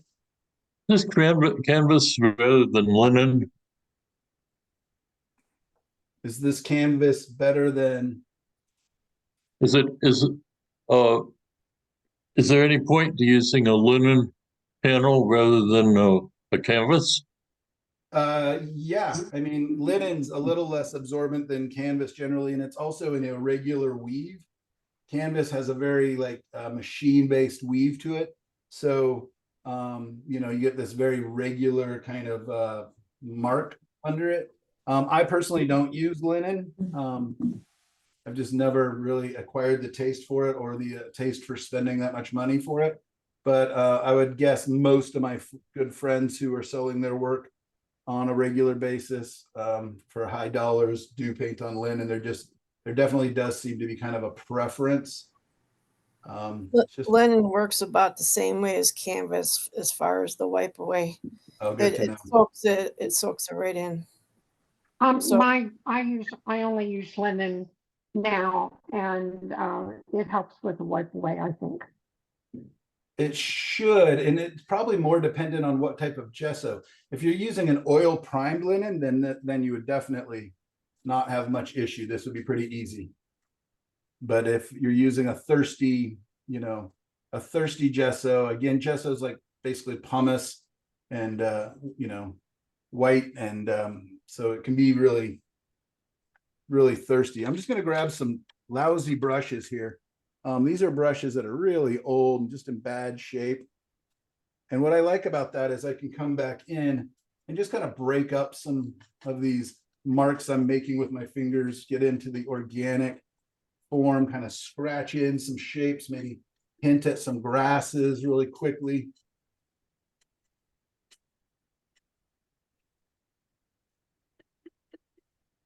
So Where would you get? Go ahead. So what size is this panel? 8 by 10.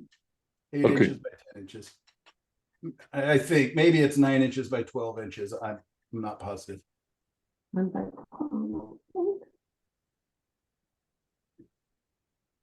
And I know that the glare is tough when I paint sideways, so then I'll often just kind of do this so you guys can see it a little better on the camera. We can come back in now too. You know, going from dark to light's not the only way. I can come back in and actually add some darks back into shadow areas if I want.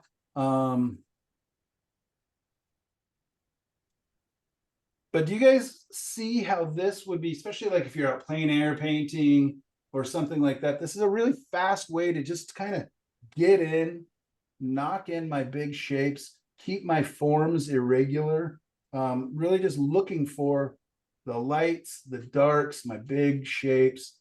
And I'm really trying to stay loose and almost abstract again in my brain.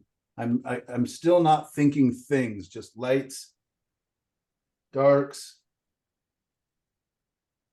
big shapes, smaller shapes.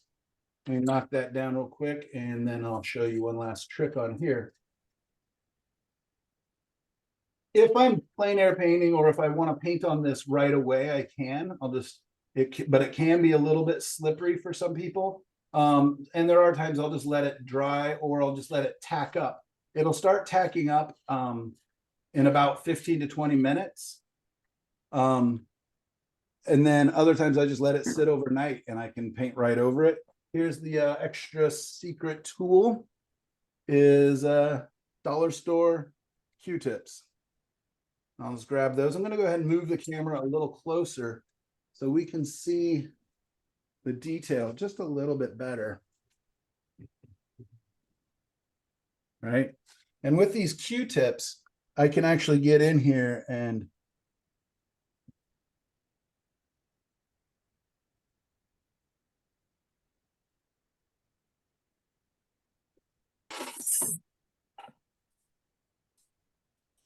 so if you wanted to, you know, really get in and get to some detail and finer areas, I can.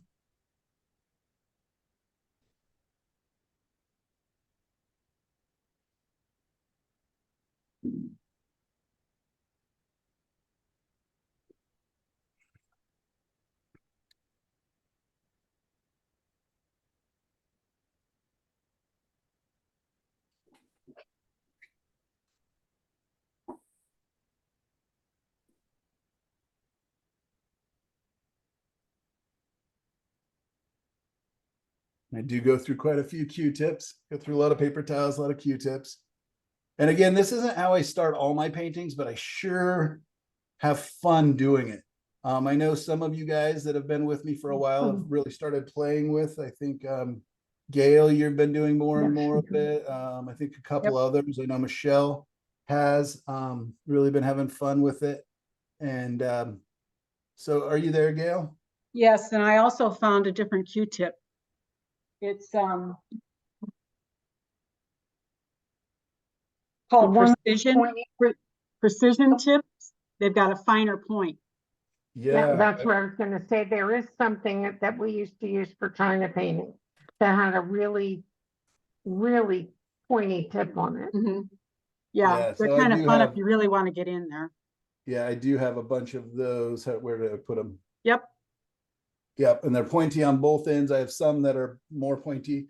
Yeah, and those are great. Yeah, because otherwise you end up with the same mark over and over. So it's kind of nice to get in there and get detail. So it just depends on how far you want to take this and how much, how much do you care, or are you planning to really come back and cover most of this later with actual paint, so you can really decide, because you could easily get lost in, making all these little tiny beautiful sky holes and marks. And we're going to be talking about that in one of the upcoming classes, is the positive shapes, meaning like the trees, and then the negative shapes, meaning like these sky holes or the big area around, and really learning to use that as a tool to express our painting and to make interest in our painting. So don't worry, a lot of this stuff that we're kind of brushing over or talking about really quickly, we're going to come back in and really explore it in more detail soon. So is the way you recommend us to set up a painting with the way you did this, the second one, with start with the Indian yellow, for example, and then just instead of doing an acrylic painting, you're just starting right in with oils. Would that be the basic? Yeah, that is the basic concept of that. Yeah. I don't know. I do go back and forth. Again, I've got to keep my brain entertained. So if I do anything too repetitive, I get kind of bored. And that's just, again, know thyself. So I'll do, work this way for 4 or 5 paintings, and then I'll go back to working on it with acrylics. And then there's also, 2 or 3 other ways that I start my paintings. So these aren't the only ways. These are just ways that I think are more particular to me than, there's not all teachers. Most teachers are going to teach you to, draw the shape, color it in, and then begin to come back in with the detail, which is great. And it's fine. And one way is not better than the other. But I just like to share this as an option. And I think it's interesting because for those of you who are new to my class, have you guys ever seen this way of approaching a painting? Yeah. You have seen it before? Mm-hmm. Okay. Have you ever played with it before? A little bit. I have just done acrylic, so I haven't done the oil, but okay. But I have done, the big shapes first, and then and even do black and white first, and then go in with color. Kind of like a grisaille or whatever it's called. Yeah. Yeah. And what do you think about doing it that way? Does that help you to? I did it in a class, but I haven't gone back to it. But this makes me think I need to go back to, I think I see the value in doing it this way. Yeah, this is the way I start almost all my paintings. Oh, good. Now.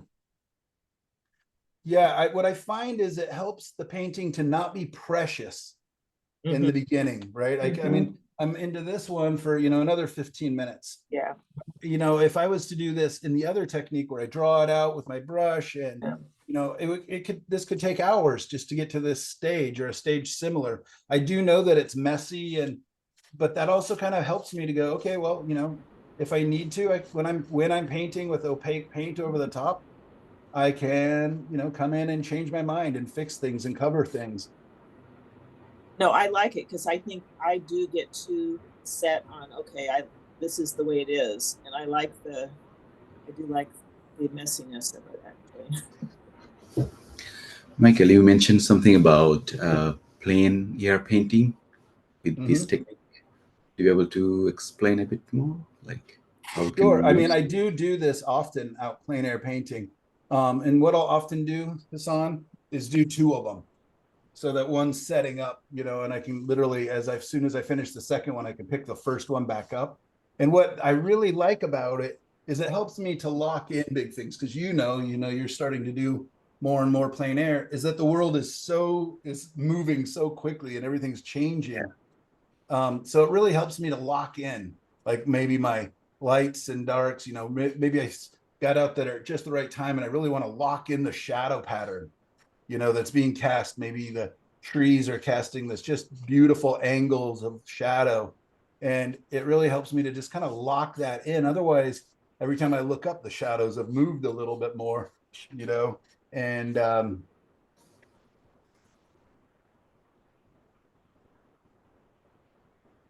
you can see it's already starting to set up.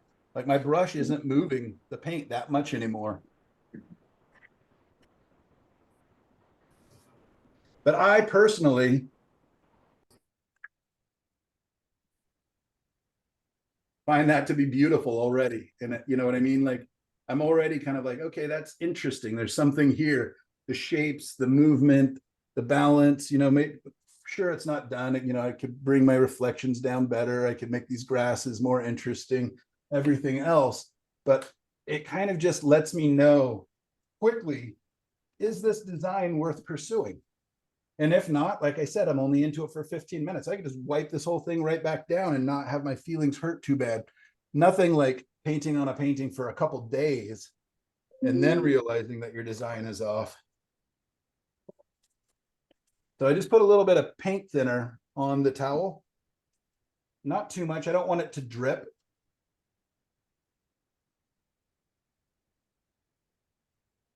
But I can still wipe back away.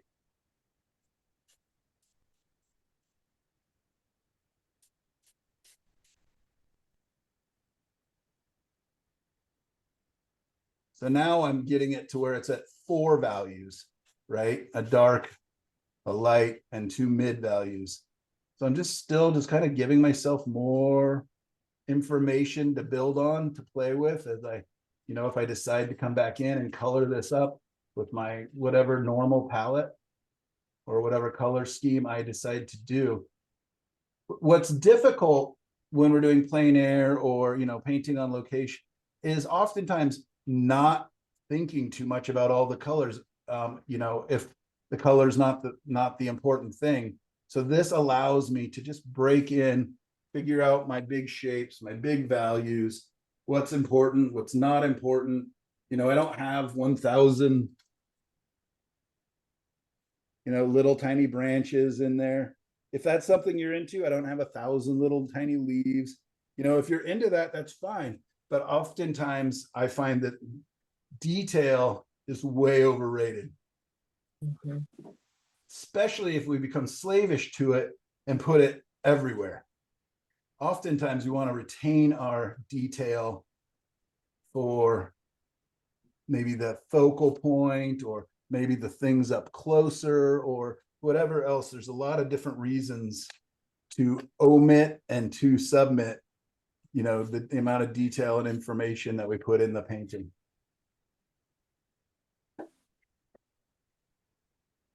All right, let's see how our acrylic painting is doing. Are you guys okay if I glaze into it with oil paints? Yep. Yeah, sounds good. Yes. Definitely not dry as it should be. Let me even see if it's dry enough to do it. Yeah, I think it is. I think it is. Wish me luck. Are we having open studio tomorrow at noon my time, 9:30 yours? Yes. Yeah, I'm planning to. So let's just, I will send out an email, but let's use the same code that we used for class. I think let's just keep it. Okay. All right. So what I'm Because gonna do, then we can talk about acrylics tomorrow. right, yeah. So what I'm going to do is I'm just going to glaze into this now with that Indian yellow. Maybe I could bring a little red as well. Putting a little paint thinner on there. Let's see if it shows up. Let me find the reference really quick. Where did I hide that guy? You guys just don't even know how chaotic my whole studio is already. Huh. That's funny. You didn't have it hanging up, did you? It was before I put the oils up there. Maybe it fell down. Oh. Oh well, let's make it up.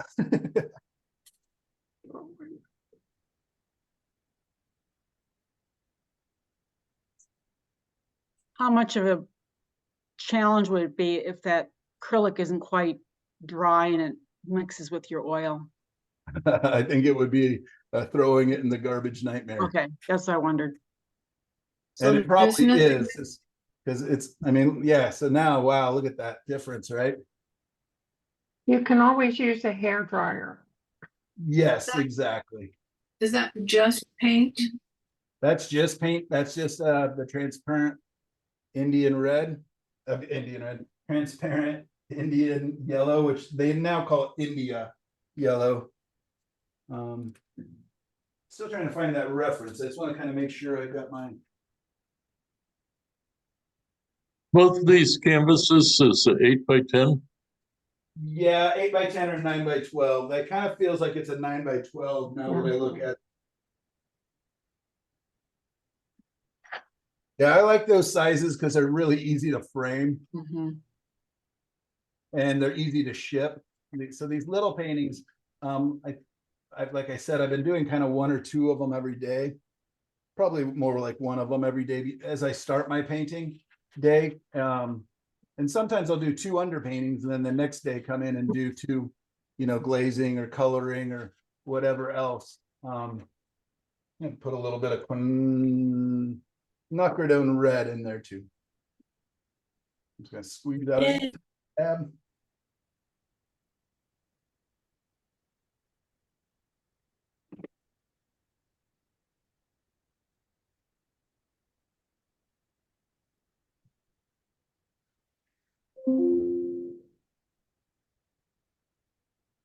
Will you go back in for a couple of days and or should the beginner sort of let it dry between stages?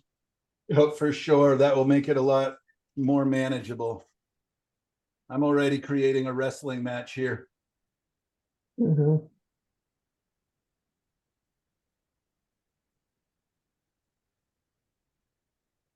Like what the red is doing to. Yeah, it's kind of fun. I was like, I like it down there. Let's put it up here, and then I'll bring the yellow back down below.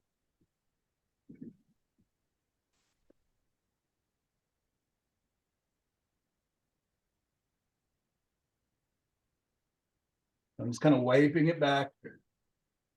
Want it to not be too hot. Too red up there. And then I can do the same thing down here.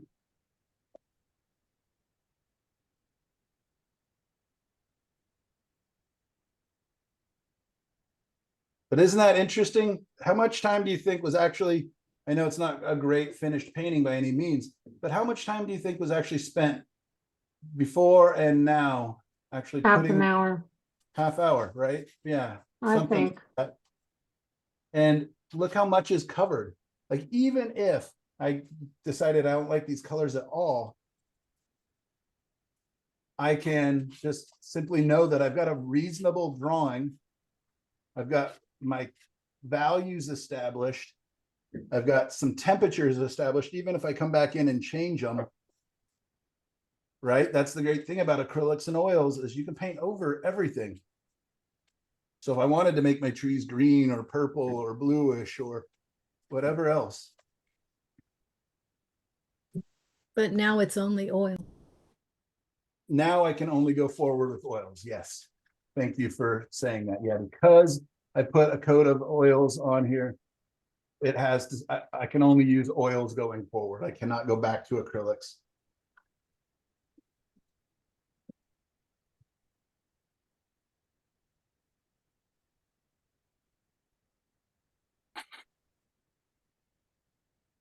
Okay. Nice. So what do you guys think of two very fast underpaintings? And what was the emphasis for today?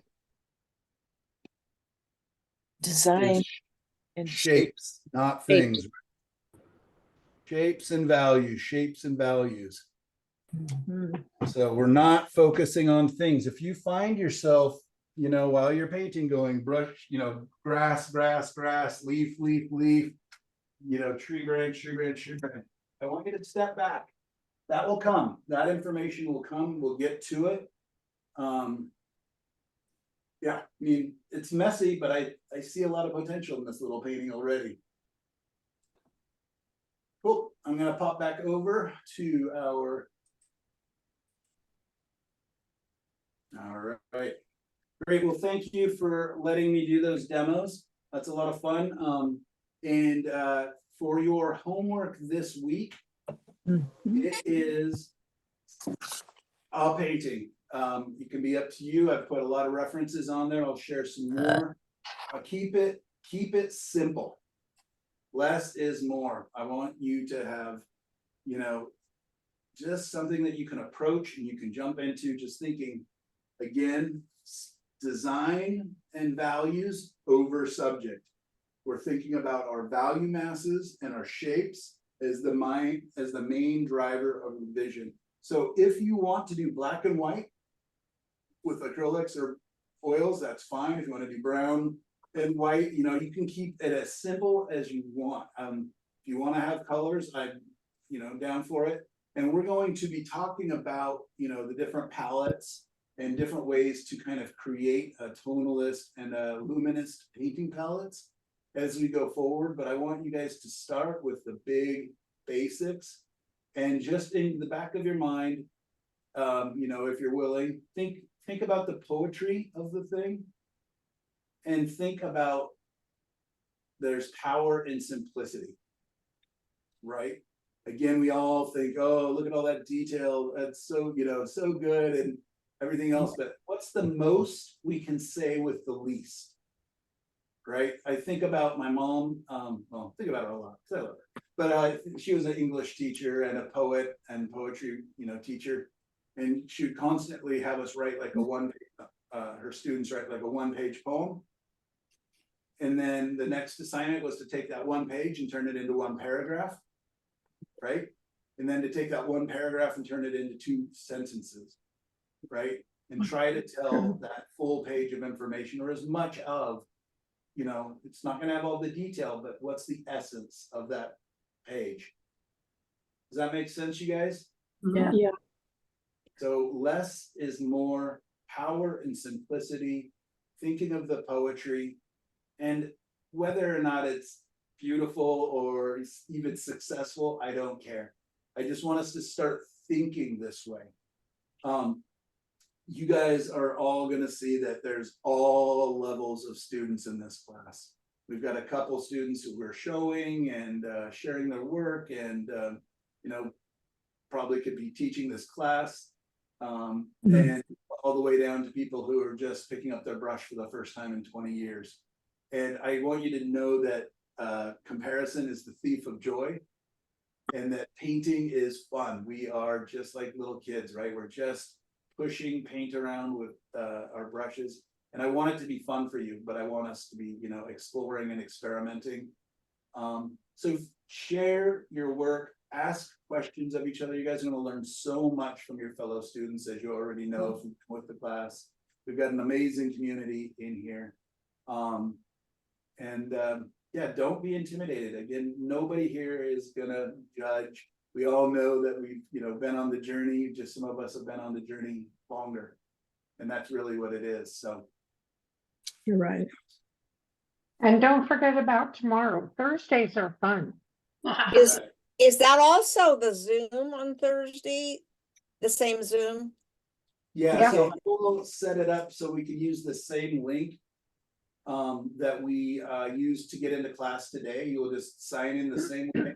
It'll start a half hour earlier, but you can show up whenever you want to show up. If you show up an hour late or have to leave an hour early, that's fine. We're happy to see you for 15 minutes or 3 hours or whatever. I think some of our sessions have gone longer where people are just painting away. It's just And you don't again, record that on uh, Thursdays? we have recorded it, but no, nobody ever looks at them or anything. There's no reason to. It's a lot of it's just talking about our family and friends and pets and everything Yeah. else. Just a time to paint together and to commune and to be together. And it's just also a way of holding yourself accountable, because again, what would happen with a lot of people is I would give you this homework and then we would show up next Wednesday and everybody would be like, wow, I can't believe it's already been a week. Was busy doing the dishes. Never got to the painting. So by setting some time aside, again, you can use that to your, to the people around you that want your time to say, sorry, I set 3 hours aside for me and my new friends and the painting class, and we just hang out and paint. And even if you're not doing the homework and just want to work on whatever you want, like Linda Camarada is always working on projects for her family and friends and everything else. And it's still nice that Sometimes I'm just sorting paper on my desk. yeah, exactly right. Yeah. I'm just here doing promotional stuff on my computer. So it's just fun to be together, to talk together, and to support each other.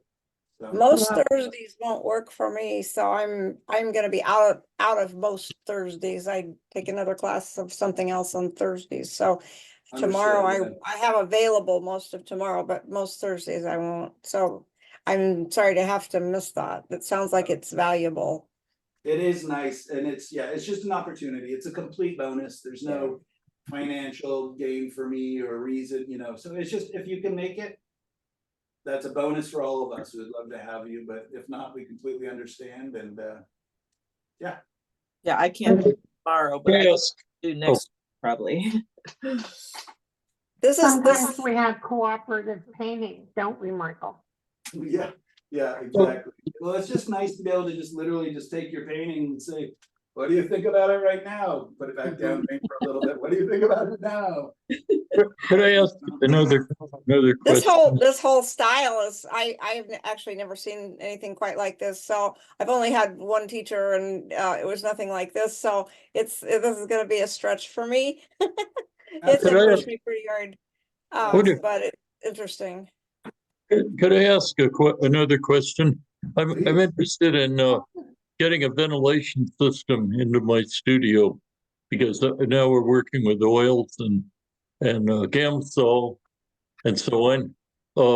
You think just go to any arts, any online art place like Dick Blick, or you get a ventilation? No, unless you want to pay double. Go to a hardware store. Go to Home Depot. Yeah. I found you want to get a shop quality one. You don't want a studio. That literally anything that they can sell to an artist that's nothing's different, they'll double the price. It's always double. Okay, so just go to Home Depot. Yeah, I was able to find a double fan that will go out or in. Okay. So that's been really helpful. And then this sits in your window? Yeah. No, mine doesn't. You can Mine be. you can have those. I've got a AC unit that I put into my window just so I wasn't freezing everybody downstairs when it got hot up here. No, my filtration system has a double mesh. One's like a charcoal filter, and then once it gets through that, it goes into a HEPA filter. So it's great. Like when COVID was running rampant, we just moved it into our house, and it kept the air a lot cleaner. And then also when there's fires, you'll be amazed how much particulates it pulls out of the air. I just wanted I would just explain to them. I may have to do a little more research. I've had mine probably consistently running for over 10 years, and it's still going great. Is it just a freestanding, or does it sit in a window? No, it's freestanding. It just sits underneath one of my tables here in the studio. Okay, I just go to Home Depot and they'll know. I just ask for a double fan. I would just explain what you're doing, and I'm sure the technology's changed so much. Okay. But yeah, I think it's a HEPA filter. And you also want to make sure you're getting the particulates out. It's the paint fumes. And then, I also have a small fan that I'll kind of run just to keep airflow moving. I think my filter can clean, I want to say it was like 3,000 square feet an hour. Oh, And so that's plenty for my studio. okay. You Thanks. have a lot of windows behind you. You could always open some of those in the meantime until you get yourself set up. Yeah, leave your window open, have a small fan, and that will save you a lot of headaches. And the truth is, oil paints aren't that bad. What I'll do often is just cap off my paint thinner when I'm not using it. Mine's just in a big bucket with a lid that sits on top. And not keep it open too long. Thanks. And if you're actually worried about it, there's other alternatives to using paint thinner. You can use different oils and things like that. You just look for a toxic free or I use water mixable. paint studio.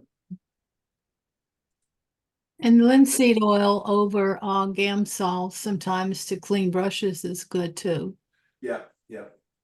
My second bucket right beside my Gamsol is just a bucket of linseed oil, and I'll oftentimes clean my brushes in that, or I can leave my brushes sitting in that. How about baby oil for cleaning the brushes? I'm sorry, what was that, Regina? How about baby oil for cleaning the brushes? As long as you get that baby oil completely off your brush, it does great, but what happens is baby oil is a non-drying oil. So if that is on your brush and then gets into your paint, you'll have a part of your painting that'll never dry. Oh, We used to use mineral oil.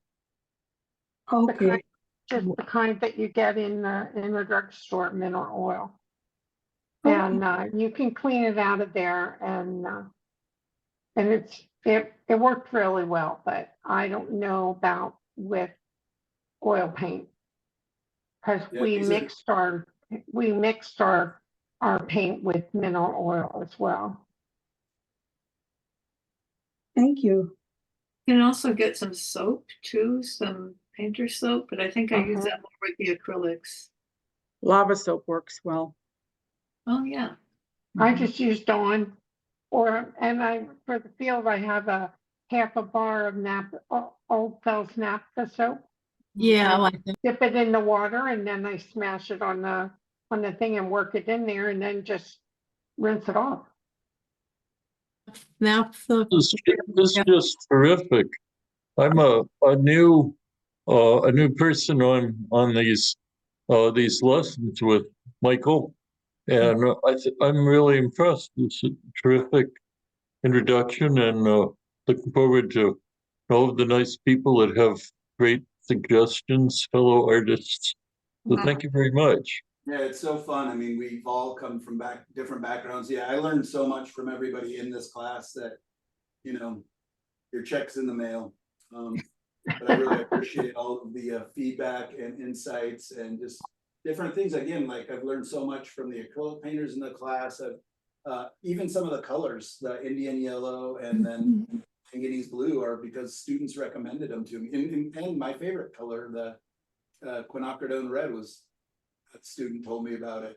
And I prefer that over, if I could have one red, one yellow, and one blue, it's completely changed from where I started.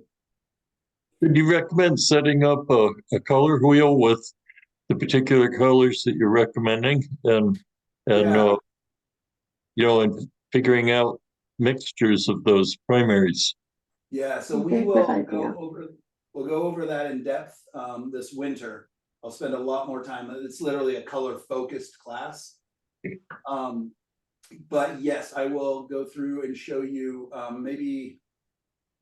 Yeah, how about next week? I will, for my demo, I will show you my normal palette, not these kind of weird colors that I put out today. And then what we'll do, I heard somebody talking about the Zorn palette, and I will maybe for our next, so for this first 2 weeks is, again, focused on design driven versus subject driven, big shapes and not painting things. The next week, I might actually, or the next assignment, not next week, but the week after, I think might be fun to actually introduce the Zorn palette and modifications on the Zorn palette that I use for my more tonalist work. And a Zorn palette, John, is basically black, red, yellow. It's a very odd palette, but it does amazing things. And I've oftentimes gotten rid of my red and do black, brown, and yellow. and you just get these beautiful harmonies. And the big thing that I've learned is, even you asked, like, oh, what blue are you using? I didn't use any blue, but our eye will turn gray into blue just optically. So a lot of times trying to create just the perfect color is so unnecessary that it's much more important that we're getting our temperatures and our values right or close than getting the right color. I just find it very, very liberating. And I also find it more beautiful. Again, I love harmony. When I'm looking into nature, I'm always seeing the harmony. You know, spring is very dynamic and very exciting, especially if you're in a garden with all the flowers and all the colors. But I rarely paint that kind of stuff. I would rather paint, you know, all the greens in a forest and all the browns in the ground, and, you know, try to use the least amount of color. And what happens then too is then when I do introduce color into a painting, that becomes special. It's another way of saying, look over here. Versus having everything colorful, you reserve it. There's a lot of strength in reserve. You know, whether that's in our values, whether that's in our big temperature shifts, whether that's in our bright colors. If everything is bright and colorful in a painting, nothing is bright and colorful in a painting. Right. If everything's special, nothing's special. Yeah, well, man, this is my one of my first times ever kind of wrapping it up on time. So There must be something wrong. Good job, Michael. Yeah. Thank you. This was a lot of fun. I'm so Right on glad time. to have all you guys back. It feels like got the band back together, and we got a couple new guest singers. I can't wait to meet you all and get to see what it is that you want to do and how I can be of the most help going forward. Michael, I had to leave for a moment. Did you give us an assignment? Yeah, the assignment is to do a landscape painting. Nyla, and I want you to kind of keep it on the simpler side. I know you can get really really detailed, but for this first painting, at least one, if you're doing a couple this week, is to really focus on shapes and masses, meaning, you know, big shapes, big value masses, and maybe, you know, limit yourself to 3, possibly 4 values in your painting. Some of you maybe even can keep it down to 2 values, just your lights and your darks. There's a great exercise called a no-tan, but because I haven't covered it, I don't expect you guys to do it. But really, what's the least you can do and tell the most? And think about, how am I setting myself up for the future? You know, how, if this is an underpainting or if this is a study for a bigger painting, how do I really lock that in? Okay, sounds good. Thank you. So are those 2 paintings you just did finished, or will you go back into those the next time? Oh, they're definitely not finished. I'll have to decide if it's worth going back into them or if I just paint over the top of them. But mostly I was just doing it to show you guys. I know there's some students that are like, you start a lot of paintings and don't finish them. And that's why I got 40 of them in the studio probably. But oftentimes, yeah, I mean, I'll definitely finish some paintings, and then that's why I'm doing 2 2-week assignments, and then our final assignment will be 3 weeks. So you'll really get to see me work my way through a painting, and you'll also have the time to really work yourself through a painting. So be in the back of your mind thinking of what's you know, what's an image that you've wanted to paint or would really like to work on, so that you're ready for the final 3 weeks of this class. Be thinking about, you know, the tenets of tonalism as we learn them. I know we haven't covered a lot of that yet. But it's a great way to slow down and really work on some of the different skills and different ideas that we're going to be learning in this class. Michael, could you repeat that about a painting this week, a painting 1 week? Yeah, so the first 2 weeks, do that.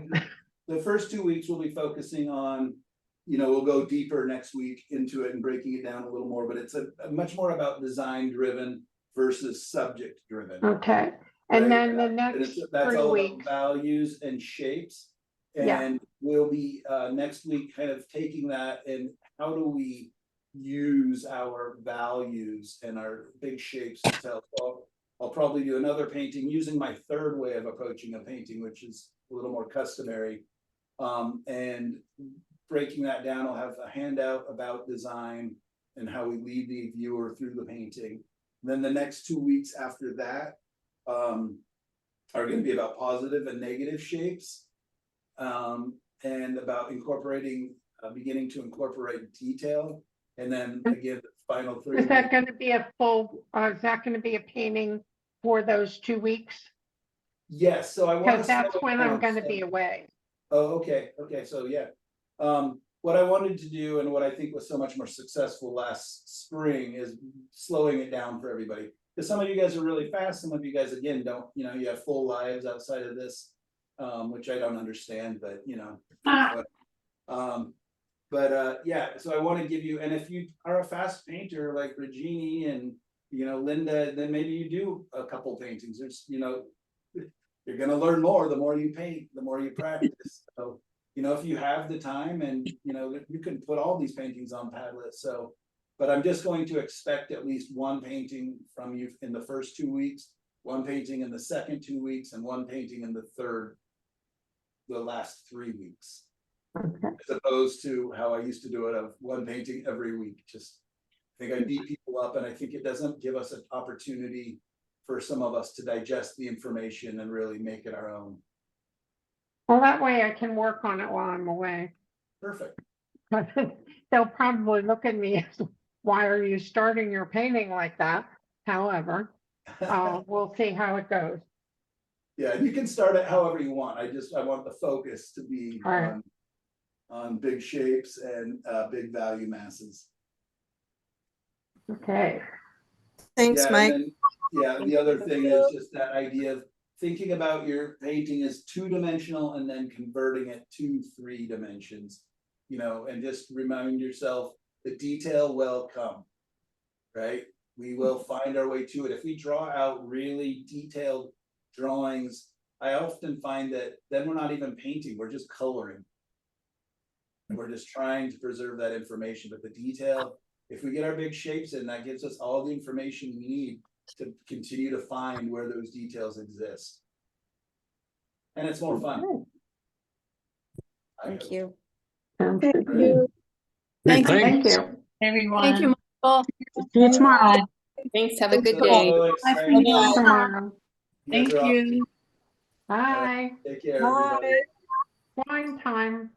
Yep, I'm heading to the winery right now after this. So. Take care, everybody. Thank you. Bye.